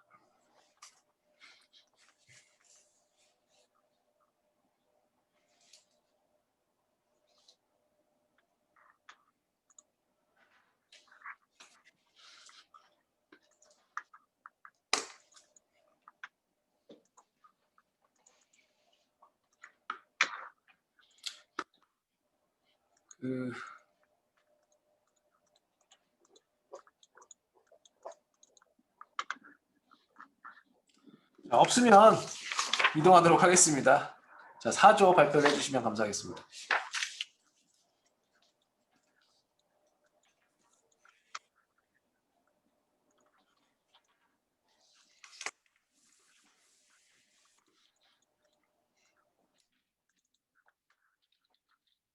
안녕하세요. 팩토리 클린 드론의 발표를 맡게 된 명지대학교 1학번 기계공학과 윤종표라고 합니다. 네. 캡스톤 디자인 어디까지 진행했을까? 발표 한번 시작해 보겠습니다. 먼저 목차입니다. 목차 주제 설계부터 진행도, 향후계 이렇게 간단하게 소개해 드리겠습니다. 먼저 주제 설계입니다. 제2의 주제. 사실 1학기 때 발표를 들었으면은 이제 다들 어느 정도 이해를 하셨다고 생각하는데 다시 한번 설명을 드리자면 간단합니다.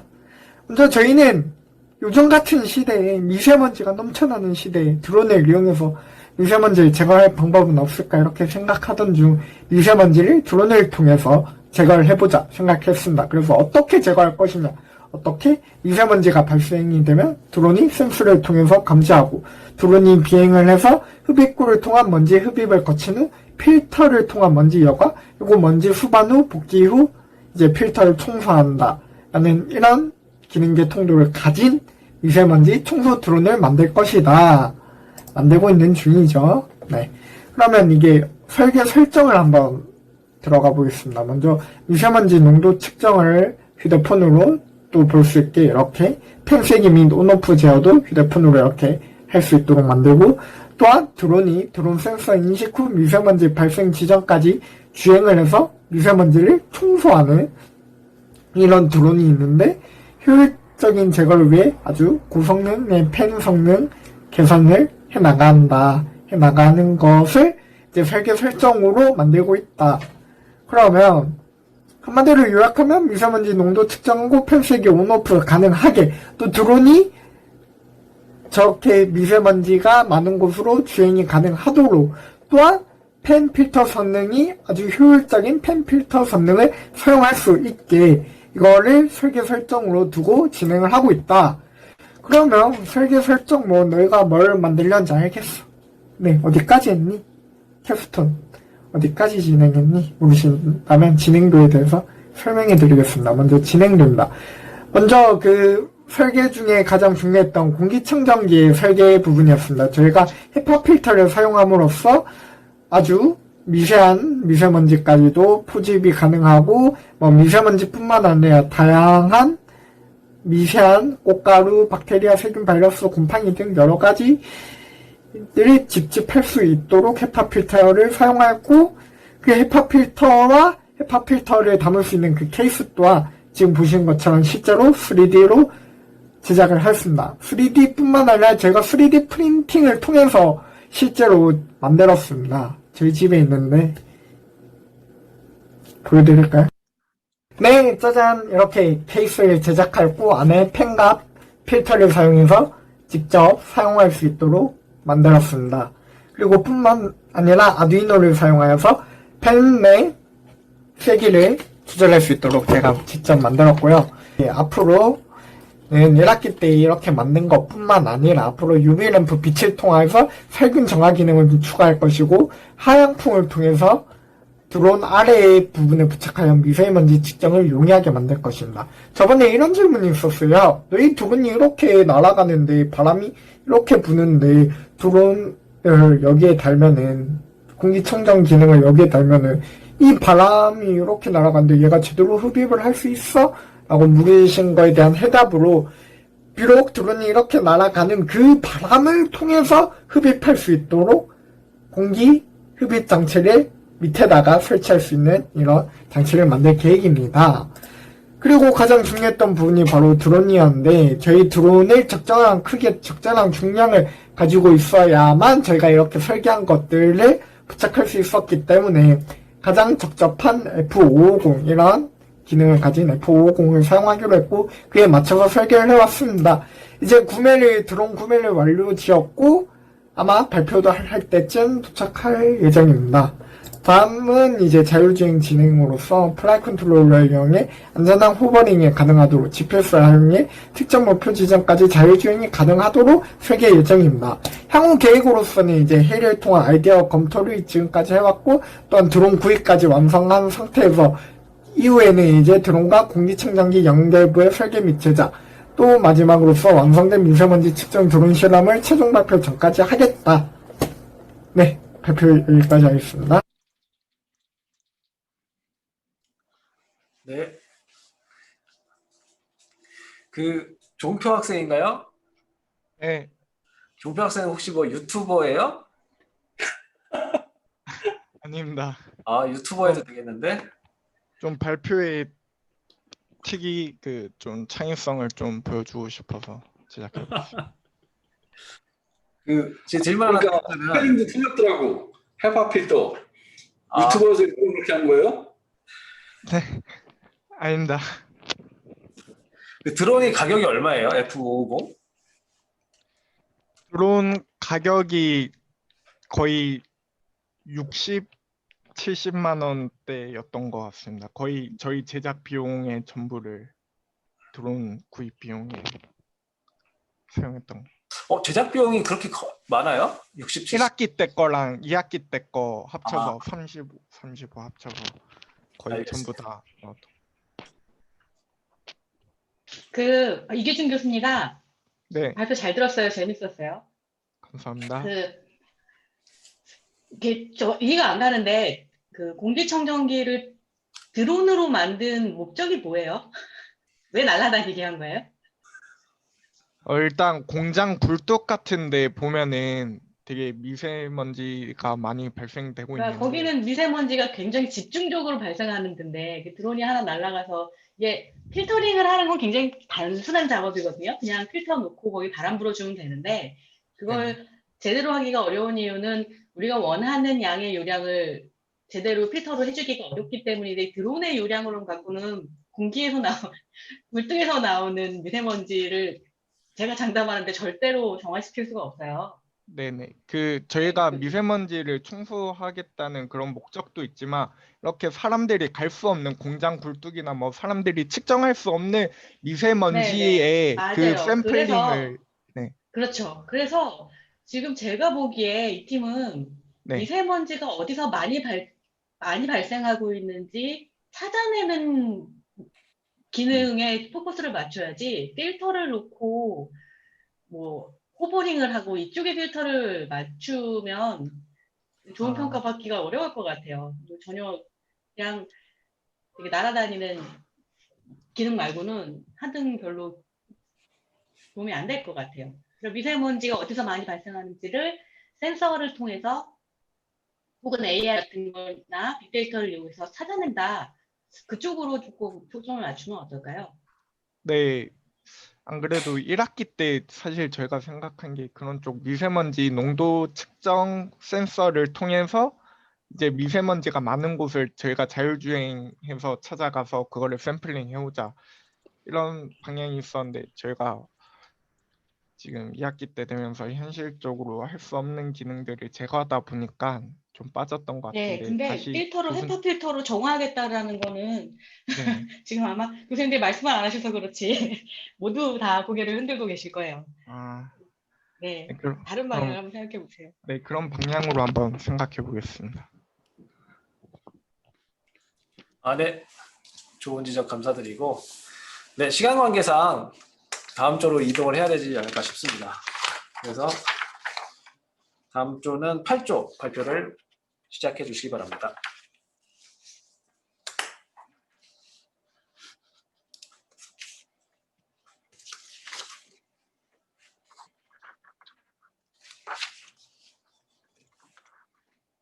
잠시만 기다려 주시겠습니까?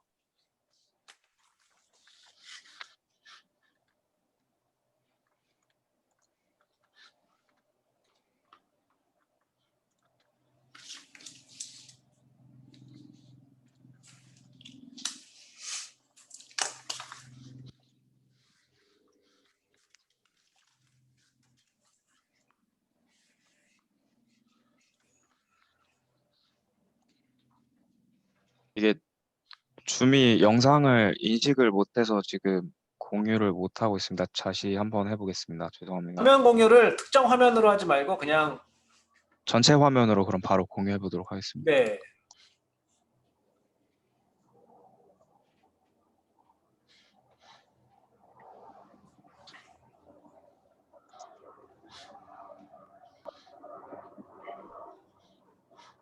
캡스톤 디자인 2 8조 안녕하십니까. 캡스톤 디자인 2 8조 명지전자 마스의 발표를 맡게 된 16학번 이수원입니다.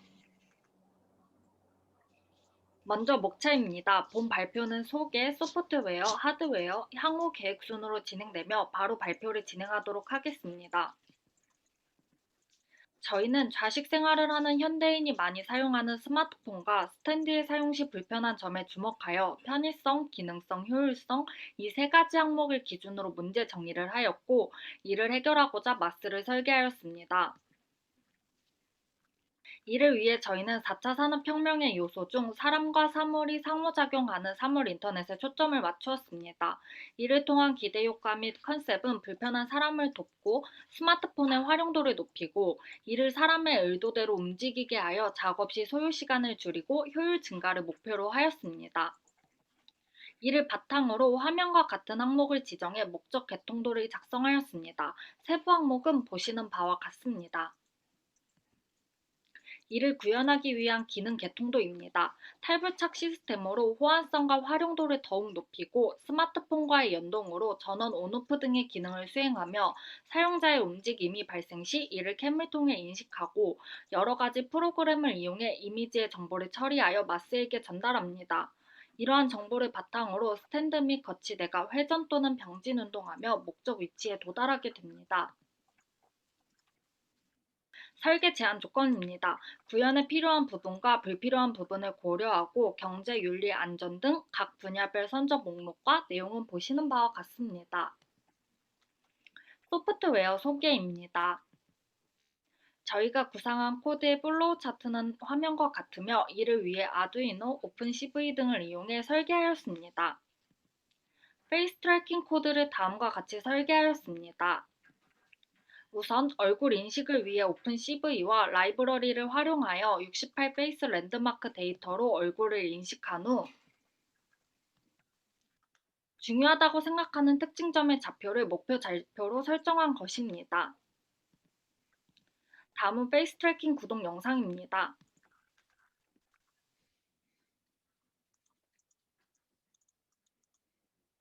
다음은 마스의 기본적인 좌표계 선정 및 DH 파라미터입니다. 각 관절의 축인 서브모터마다 좌표계가 다르기 때문에 카메라가 부착될 엔드 이펙터의 좌표계를 일치시키기 위한 좌표계 설정 단계입니다. 구매한 로봇팔에 맞추어 DH 파라미터로 대략적인 축을 설정하고 링크 인자들을 나타내었습니다. 로봇팔 엔드 이펙터의 좌표계와 로봇팔 베이스 좌표계를 일치시키는 데 필요한 상대관계식입니다. 두 링크 사이의 상대관계를 응용하여 n개의 링크 사이의 관계까지 확장시킬 수 있습니다. 4개의 링크 사이의 상대관계식으로 0번 베이스와 카메라가 부착될 4번 그립 부분의 좌표계를 일치시키는 역할을 할 예정입니다. 링크들의 원점 좌표와 회전축과 링크를 설정을 한 다음 그래프 초기 설정까지 마친 후에 페이스 트래킹을 통해 받아온 좌표를 목표 좌표로 선정하여 관절의 각도를 계산하고 매플롭을 이용해 그래프로 나타내는 코딩입니다. 하지만 주문한 해당 로봇팔의 좌표계 설정 부분은 아직 보완이 필요한 단계입니다. 다음은 로봇팔을 컨트롤하는 과정입니다. 역기구학을 통해 얻은 산출값을 시리얼 통신을 통해 아두이노로 전달하고 이를 통해 로봇팔을 조정하는 과정입니다. 로봇팔을 구동시키는 서브모터의 기본값을 설정하는 코딩 단계입니다. 앞서 설명했던 시리얼 통신을 통해 아두이노로 산출값을 전달하여 구동시킬 예정입니다. 구동 영상입니다.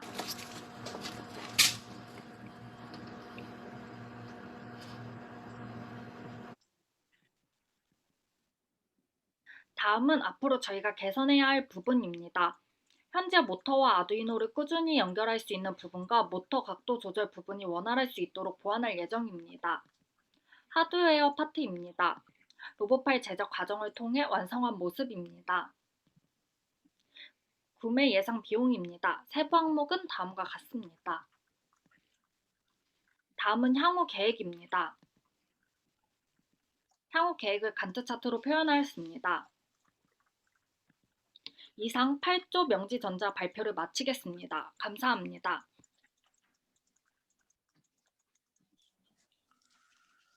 네, 질문 부탁드립니다.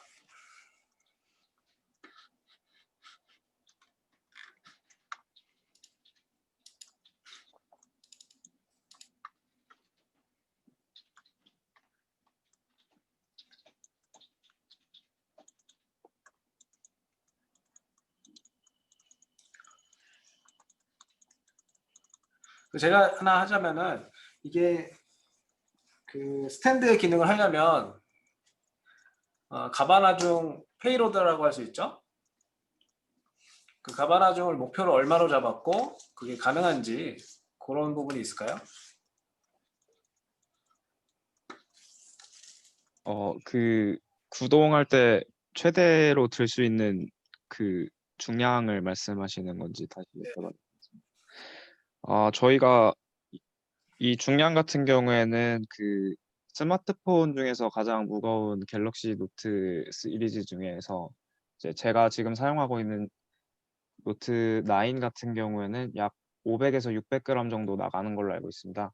네, 지금 저희가 사용하는 스텝 모터 같은 경우에는 약 12kg per 센티미터의 토크로 작동을 하는데 저희가 이 모터를 사용하면은 목표했던 중량을 드는 데는 별다른 지장이 없을 것으로 판단하여서 이렇게 설정하게 되었습니다. 네, 그게 지금 모터 자체는 12kg일지 모르지만 이제 모멘텀이 곱해지면 모멘텀이 길이가 길어지면 길어질수록 모터가 받는 토크가 커지기 때문에 그런 부분에 대해서 나중에 해석을 한 부분을 발표할 때 넣어주면 좋을 것 같습니다. 자세히 해석해서 다시 넣고 최종 발표 때 반영하도록 하겠습니다. 네, 감사합니다. 자, 시간 관계상 다음 주 10조 발표를 부탁드립니다.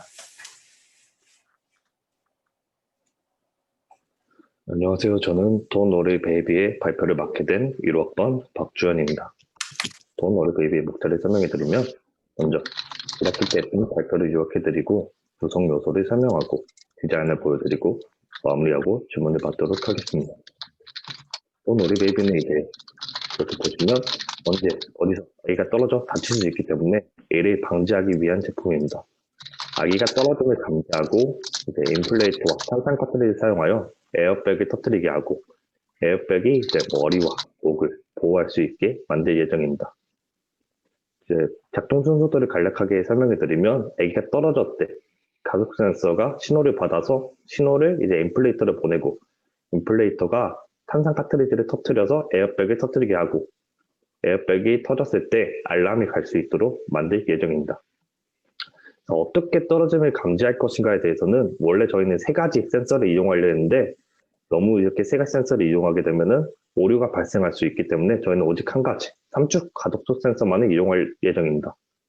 3축 가독 센서만을 이용해도 괜찮은 이유가 이제 자유낙하했을 때 낮은 위치에 떨어졌을 때 넓이 뛰었을 때 이렇듯 모두 신호가 다르기 때문에 자유낙하했을 때를 기준으로 신호를 받게 할 예정입니다.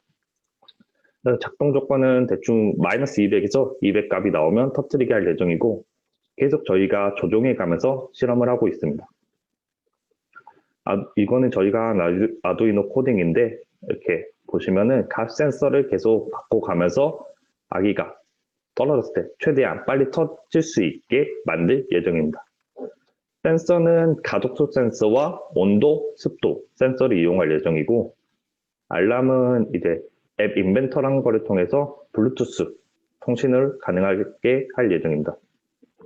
앱 인벤터가 이제 온도, 습도 센서 값을 받아오기도 하고 갓 센서로 받아오고 이게 갓 센서가 작동할 때 알람이 가능할 수 있게 할 수 있는 겁니다. 제품의 크기는 아기 머리에 맞춰서 제작할 예정이고 두께는 약 2cm 정도로 안전하게 보호할 예정입니다. 제품 디자인은 이렇게 보듯이 평소에는 베개처럼 사용할 수 있고 머리 쪽에도 이제 점프 머리 부분을 만들어 아기가 좀 더 좋은 잠자리를 유지할 수 있게 할 것입니다. 머리 쪽에 또 에어백을 넣고 이제 목 양 부분에 인플레이터와 아두이노를 넣어 만들 예정입니다. 이는 이제 저희가 실험한 작동 모습인데 앱 인벤터를 통해 블루투스를 공유하고 이게 연결됐고 이제 온도 습도 센서를 보여드리면 이렇게 수건에 대면은 위에 잘 안 보이시지만 이제 습도가 변하는 모습을 볼 수 있습니다. 그리고 또 가시 센서를 보면은 이렇게 평상시에는 이렇게 아무 움직이지 않는데 갑자기 떨어졌을 때 서브 모터가 돌아가고 알람이 울리는 장면입니다. 또 전자식 앰플리터를 사용할 건데 이제 이런 서브 모터를 사용할 예정입니다. 그리고 최종 이제 작동 모습은 평상시에는 이렇게 베개를 사용하다가 이제 아기가 떨어졌을 때 에어백이 터지면서 아이의 머리를 보호할 예정입니다. 추후 계획은 이제 저희가 계속 실험을 해가면서 좀 더 정확한 낙하를 판단하여 터뜨리게 할 거고, 인플레이터와 이제 연결해서 에어백을 터뜨릴 거고, 이제 외형도 중요하기 때문에 외형도 제작할 예정입니다. 또 아까 영상에서는 이제 선도 제대로 정리가 안 돼 있고 좀 이제 복잡해 보였는데 이제 선을 정리하고 외형을 단순화하여 만들 예정입니다. 이는 이제 구체적인 추후 계획이고, 이상으로 Don't Worry Baby의 발표를 마치도록 하겠습니다. 감사합니다. 네. 제가 질문을 하나 하자면, 이 낙하 시간이 중요할 것 같은데, 그 아기가 떨어지는 시간, 그리고 그 안에 장치가 작동해야 되는 시간, 그러니까 한마디로 장치가 작동하는 시간이 낙하되는 시간보다 더 빨리, 더 이내로 들어와야 될 텐데, 그 부분에 대한 해석을 좀 했을까요?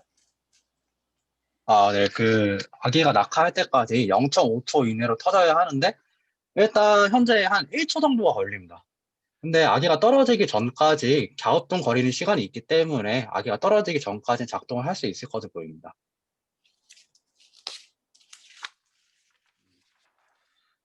0.5초와 1초는 사실 차이가 아닌 것 같지만, 이게 사실 0.1초만 늦어도 장치가 의미가 없는 거라서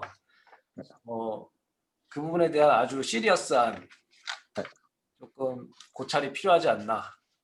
네, 일단 아두이노 코딩하면서 딜레이 값을 최대한 지금 500으로 그러니까 딜레이 500, 0.5초로 맞춰놨는데 그 부분을 계속 줄여나가면서 최대한 줄일 생각입니다. 네, 알겠습니다. 질문 있으시면 해주시면 감사하겠습니다. 200mm G를 갖다가 그 판단 기준으로 삼았나요? 네, 지금 근데 논문 특허 자료 있는 대로 하면은 정확히 안 돼가지고 저희가 센서 값은 계속 움직이면서 바꿀 생각입니다. 지금 현재로는 200, 100, 200으로 잡아놨습니다. 그럼 뭐 아기를 직접 아기한테 붙여서 떨어뜨릴 수도 없고 어떻게 아니요, 그거를 잡을 거죠? 아기한테 붙이지 않고 가속도 센서로 감지하기 때문에 가속도 센서를 지금 움직이고 있습니다. 네, 알겠습니다.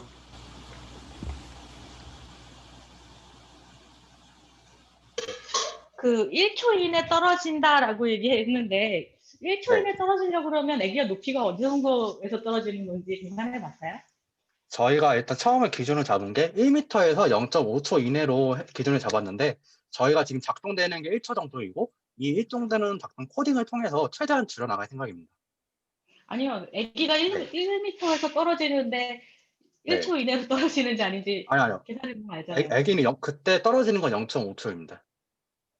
그러니까 1m에서 아기가 바닥까지 네. 떨어지는데 걸리는 시간이 0.5초라고요? 네.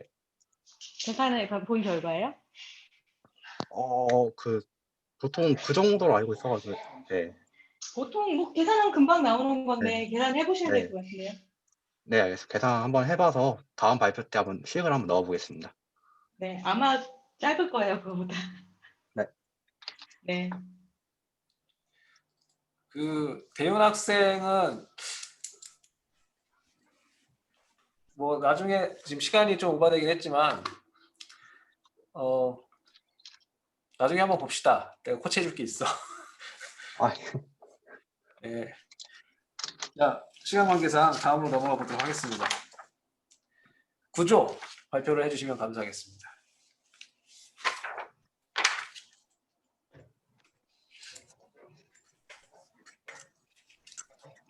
안녕하십니까. 캡스톤 디자인 투 오토매틱 스트로베리 팜 모듈 팀의 발표를 맡은 한수정입니다. 발표 시작하겠습니다. 목차입니다. 캡스톤 디자인 1 요약, 캡스톤 디자인 2 목표, 컨셉, 프로젝트 디자인, 향후 계획 순서로 말씀드리겠습니다. 캡스톤 디자인 1 요약입니다. 저희 조는 3가지 이슈로 해결 방안을 탐색했습니다. 그 결과 작물의 생육 환경 조절 시스템과 자동 재배 시스템을 프로젝트 목표로 설정하였습니다. 두 번째 항목은 조절하고자 했던 구체적인 요소들입니다. 세 번째 결과 항목에서는 환경 조절 값의 기준점과 블루투스 통신 프로토콜을 확인할 수 있습니다. 캡스톤 디자인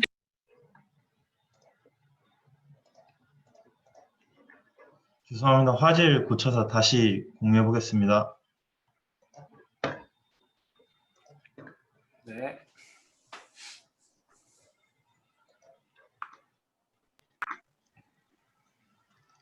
두 목표입니다. 앞서 말씀드렸듯이 저희 조는 2가지 목표를 포함하고 있습니다. 그중 생육 환경 조절 시스템은 캡스톤 디자인 1의 목표였고 캡스톤 디자인 2의 목표는 과육 자동 재배 시스템입니다. 프로젝트 컨셉입니다. 과육 자동 재배 시스템은 다음과 같은 프로세스를 따라 작동합니다. 첫 번째는 기계학습입니다. 딸기 이미지를 인식하기 위해 파이썬에서 텐서플로우와 케라스를 이용하여 딸기 이미지를 학습합니다. 두 번째는 사물 인식과 좌표 추출입니다. 오픈CV를 이용해 카메라로부터 들어온 영상을 받고 앞서 학습된 딸기 모델을 적용해 딸기 이미지를 인식하고 영상으로부터 좌표를 추출합니다. 세 번째는 데이터 처리입니다. 추출된 좌표 데이터를 로스의 무브잇을 이용하여 후처리합니다. 좌표 데이터는 역기구와 궤적 계획, 속도 제어 과정을 거쳐 로봇팔 조인트의 컨트롤 데이터로 변환됩니다. 네 번째는 로봇팔 동작입니다. 데이터 처리 단계에서 변환된 값들은 로드 시리얼 라이브러리를 사용하여 아두이노로 전달되며 아두이노가 모터를 제어해 로봇팔이 움직이게 됩니다. 프로젝트 디자인 첫 번째 파트인 사물인식입니다. 사물인식 파트의 목표는 딸기 이미지를 학습시키고 카메라로 딸기를 인식하여 위치 좌표를 추출해내는 데 있습니다. 저희 조는 딸기의 표본 이미지 200장을 준비했습니다. 그 다음 200장의 이미지를 64 크기로 리사이징한 뒤 2단계 레이어를 거쳐 CNN 모델을 형성하도록 하였습니다. 이렇게 형성된 CNN 모델을 통해 몇 가지 이미지를 인식시켜 보았습니다. 왼쪽 빨간 박스는 인풋으로 집어넣은 이미지 파일명이고 오른쪽 빨간 박스는 인식률입니다. 딸기가 아닌 이미지의 인식률은 1에서 10%인 반면 딸기는 95% 이상으로 높은 인식률을 보입니다. CNN 모델들을 오픈CV의 DNN 모듈에 넣어주면 카메라 영상을 실시간으로 처리할 수 있게 됩니다. 이후 영상들의 데이터에서 좌표를 추적하고 깊이 정보를 입력하여 표적과의 3차원 좌표 데이터를 로봇팔 파트로 통신하게 됩니다. 두 번째 파트인 로봇팔입니다. 로봇팔 파트의 목표는 위치 좌표로 엔드 이펙터를 이송시키고 딸기를 채집하는 데 있습니다. 오른쪽 사진은 이번 프로젝트에 사용할 로봇팔과 모델링입니다. 엔드 이펙터는 딸기와 모터 3개를 파지하여야 하므로 구성하는 관절의 토크가 충분한지 확인하는 과정이 필요합니다. 모터 토크를 계산하기 위해 DH 파라미터를 작성하고 엔드 이펙터의 하중과 관절의 토크를 계산하였습니다. 계산 결과 두 번째 관절에서 가장 많은 토크 부하가 걸리게 되었습니다. 관절부에 사용한 모터는 구동 토크가 15kg/cm로 딸기를 파지하는 데 무리가 없었습니다. 또한 6개의 모터를 동시에 제어하기 위해 16채널 모터 드라이버를 사용하였으며 모터의 최대 구동 전압과 전류를 계산하여 드라이버의 적절한 외부 전원을 연결해 주었습니다. 다음은 영상 처리와 로봇팔 구동의 통신 방법입니다. 방법은 크게 2가지가 있습니다. 첫 번째는 좌표 데이터를 바로 아두이노에서 수신하고 직접 연산을 통해 처리하는 방법입니다. 이 방법은 동작의 딜레이가 적다는 장점이 있습니다. 두 번째는 영상 처리 파트와 아두이노 사이에 관절 변수를 계산하는 PC를 한 대 추가합니다.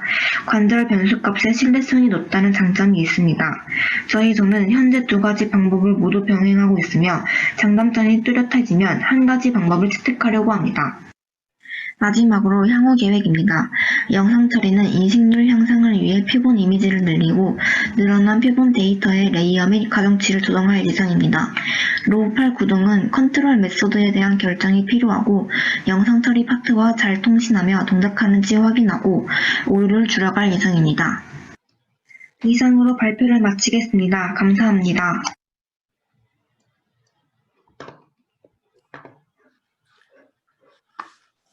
네, 질문 부탁드립니다. 김도현 교수인데요. 그 딸기를 따는 기능도 있는 건가요, 이게? 저희가 2학기 목표가 딸기 1학기 목표가 딸기 재배였고 2학기가 이제 딸기 수확인데 이제 그 부분을 진행하고 있습니다. 아, 근데 딸기는 이제 그 딸기 몸체를 잡으면 이게 찌그러질 텐데, 왜냐면 부드럽잖아요. 그런 네. 아주 미세한 힘도 컨트롤이 가능한가요, 이게? 이게 엔드 이펙터 부분에 그리퍼에도 종류가 있습니다. 이제 그 교수님께서 말씀하셨듯이 좀 단단한 종류의 그리퍼도 있고 이제 고무 재질을 한 단 더 덧대서 좀 과육을 재배할 수 있는 그런 용도로 나온 소프트 그리퍼라는 게 있는데 그걸 이제 아직은 재정 때문에 구매를 못했는데 마지막 단계에서 구매를 해서 장착을 해줄 계획입니다. 네, 알겠습니다.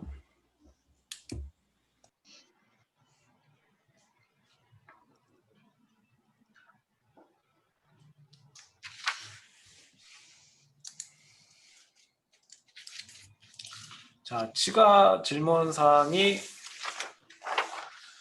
없으시면 자, 마지막 조죠. 6조 발표를 부탁드립니다.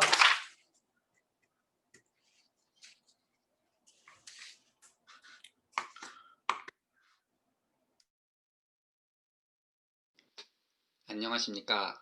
캡스톤 디자인 2 6조 UV LED와 브러쉬를 이용한 자동 변기 세척 장치에 대해 발표하게 될 발표자 조영민입니다. 목차는 다음과 같습니다. 간단한 주제 개요와 설계 목표, 현재까지의 진행 과정 및 결과 순서로 진행됩니다. 1학기에 발표한 것과 같이 가장 많이 바이러스와 접촉할 수 있는 장소가 화장실이며 그 중에서도 시트의 청결도 유지와 변기의 뚜껑을 닫고 물을 내려야 하는 점 등을 주제 선정 배경으로 꼽았습니다. 이를 해결하기 위하여 커버의 자동 개폐 방식과 자동 세척 시스템을 설치하여 편의성과 위생적인 측면을 고려한 자동 변기 세척 장치를 제작하게 되었습니다. 설계 시 고려한 큰 세 가지 조건은 다음과 같습니다. 시트의 세정을 통한 위생적 환경, 변기 커버 및 시스트의 자동 개폐 기능을 통한 편리성, 변기 커버의 상시 닫힘 상태 유지를 통한 쾌적한 화장실 환경 유지를 중요 조건으로 설계하였습니다. 설계 구성은 다음과 같습니다. 펌프, 세척솔, UV LED로 이루어진 살균 세척 장치와 이후 자세하게 설명드릴 DC 모터와 기어로 이루어진 이동형 세척 장치, 블럭이라고 불립니다. 마지막으로 커버와 시트를 열고 닫아주는 서버 모터입니다. 작동에 대한 순서도입니다. 기본 상태인 시트와 커버가 모두 닫혀있는 상태로부터 동작 감지 센서가 반응하여 커버가 열리고 이후 스위치와 센서의 입력에 따라 모터가 구동되는 방식입니다. 회로의 설계입니다. 순서도에서 보신 것과 같이 적외선 센서가 움직임을 감지 후 서버 모터가 커버 또는 시트를 개폐하고 DC 모터와 UV LED가 세척 및 소독하는 구성입니다. 프레임의 설계입니다. 변기 커버와 시트 두 부분으로 나누어진 작품에서 시트는 기성품으로 대체가 가능하지만 커버는 새로운 내부 구성품이 많기 때문에 새로 설계 후 제작하여 사용하기로 결정했습니다. 커버의 형태는 보시는 것과 같이 말 발굽 모양의 구멍이 뚫린 판 형태이고 노란색 원으로 보이는 것이 블럭이라고 불리는 모터와 기어, 세정액 등이 들어갈 내부 구성품입니다. 블럭의 내부 형태는 그림과 같습니다. 커버의 중간부 단면도입니다. 윗부분의 좌우 공간을 통해 블럭이 이동하며 브러쉬로 시트를 세척하고 윗부분의 빈 공간을 통해 전기장치에 필요한 전선이 수납됩니다.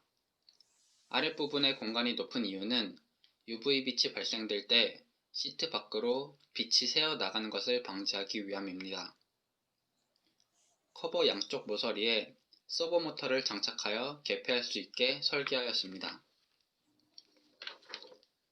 커버의 전체 형상입니다. 이미지에선 표현되지 않았지만 제작 시에는 투명 아크릴 판으로 윗면을 덮어 고정할 계획입니다. 커버에 예상 물성치를 대입한 구동 가능성 계산입니다. 제작 및 테스트 중인 사진입니다. UV 테스트 사진과 동작 테스트 영상입니다. 서버모터 1개로 동작이 가능한 것을 확인하였으며 안정적인 개폐 구동을 위하여 서버모터 2개로 제작하기로 하였습니다. 제품을 통한 기대 효과입니다. 자동 세척으로 인한 청결도 유지와 짧은 주기적 청소를 위한 인력 절감, 화장실 위생 환경 향상 등의 효과를 기대할 수 있습니다. 제작에 참고한 자료들입니다. 이상으로 발표를 마치겠습니다. 감사합니다. 네, 이게 화면 공유를 할 적에 이미지에 최적화를 하느냐, 동영상에 최적화를 하느냐 그 옵션이 있어요. 그래서 이미지에 최적화를 해야 좀 더 화질이 좀 예쁘게 나올 텐데 방금 거는 화질이 조금 구리긴 했는데 어쨌든 그것도 일종의 발표의 우수성에 포함되는 거라고 보고 일단 진행을 했습니다. 이 준비의 우수성이죠, 사실상. 여러분들 혹시 질문 사항 있으면 해주시면 감사하겠습니다.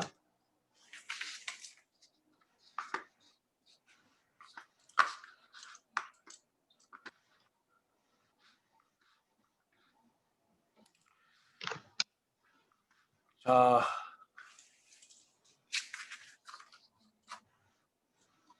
그 와이퍼를 이용해서 어떤 부분을 닦는지 조금 정확하게 다시 한번 얘기해 주면 감사하겠습니다.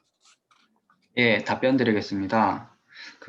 제목에는 와이퍼라고 되어 있는데 저희가 실제로는 와이퍼라는 형식이 아니라 브러쉬입니다.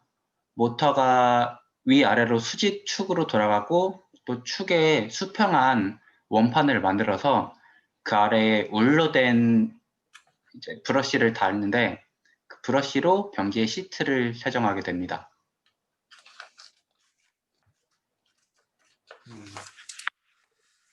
알겠습니다.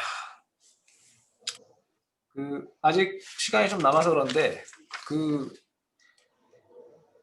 사실 변기를 한번 닦고 나서 그 브러쉬를 몇 번 갈아줘야 되지 않을까요? 뭐 매번은 아니더라도 몇 번에 한 번씩은 갈아줘야 될 텐데 사실 새 브러쉬로 닦아야지 이게 의미가 있지. 한 두세 번 닦은 브러쉬로 다른 걸 닦으면 그 오염이 전파되는 건 아닐까라는 우려가 있습니다. 예, 맞습니다. 그래서 방금 브러쉬에 울로 된, 그러니까 양털로 된 브러쉬를 사용한다고 말씀을 드렸는데 이 부분은 저희가 착탈식 기능을 넣어서 가능하면은 교체가 가능하도록, 세정이 가능하도록 생각을 하고 있습니다. 그런데 그 교체하는 주기는 교수님께서 말씀해 주신 것처럼 짧게 주기를 가져갈지 아니면 다른 방식으로 주기를 길게 늘릴 수 있을지는 고민 중에 있습니다. 네, 답변을 감사드립니다. 자, 이렇게 캡스톤 디자인 중간 발표를 모든 조들을 한번 다 맞춰봤고요. 혹시 참여하신 교수님들 혹시 총평으로 해주실 말씀 있으시면 해주시면 감사드리겠습니다.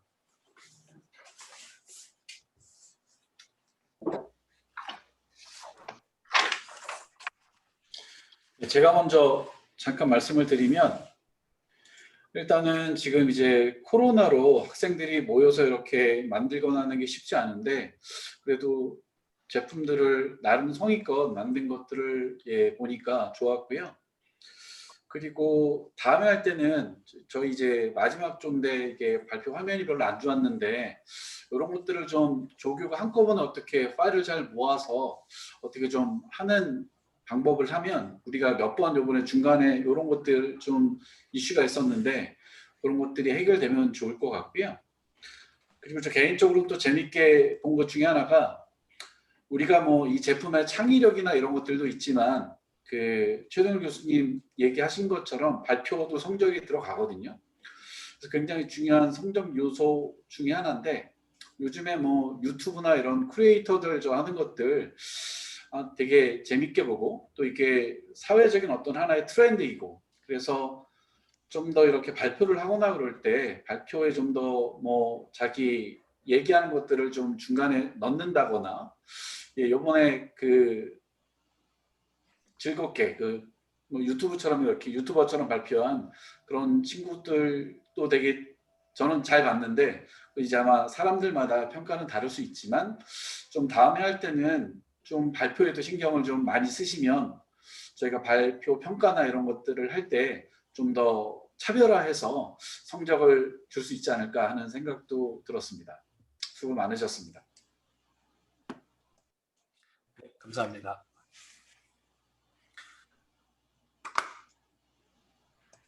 뭐 김도훈 교수님 혹시 해주실 말씀 없으실까요? 좋습니다.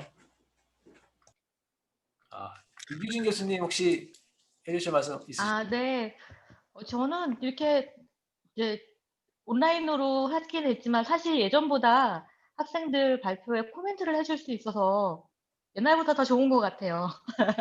옛날 발표는 시간에 언제나 쫓기고 한 2, 3분 발표하고 그냥 듣고 평가하고 끝냈는데, 제가 오늘 이렇게 저렇게 질문한 거에 대해서 혹시 맘 상할 친구들이 없었으면 좋겠고요. 그 교수님들 코멘트가 굉장히 도움이 될 거예요. 여러분들 프로젝트를 향상시키는데. 그러니까 별거 아닌 것 같더라도 좀 잘 해결됐고 그 방향대로 나가줬으면 좋겠어요. 네, 수고하셨습니다. 기말 때 봐요. 네, 감사합니다. 장동원 교수님 들어와 계신데 혹시 코멘트 해주실 게 있을까요?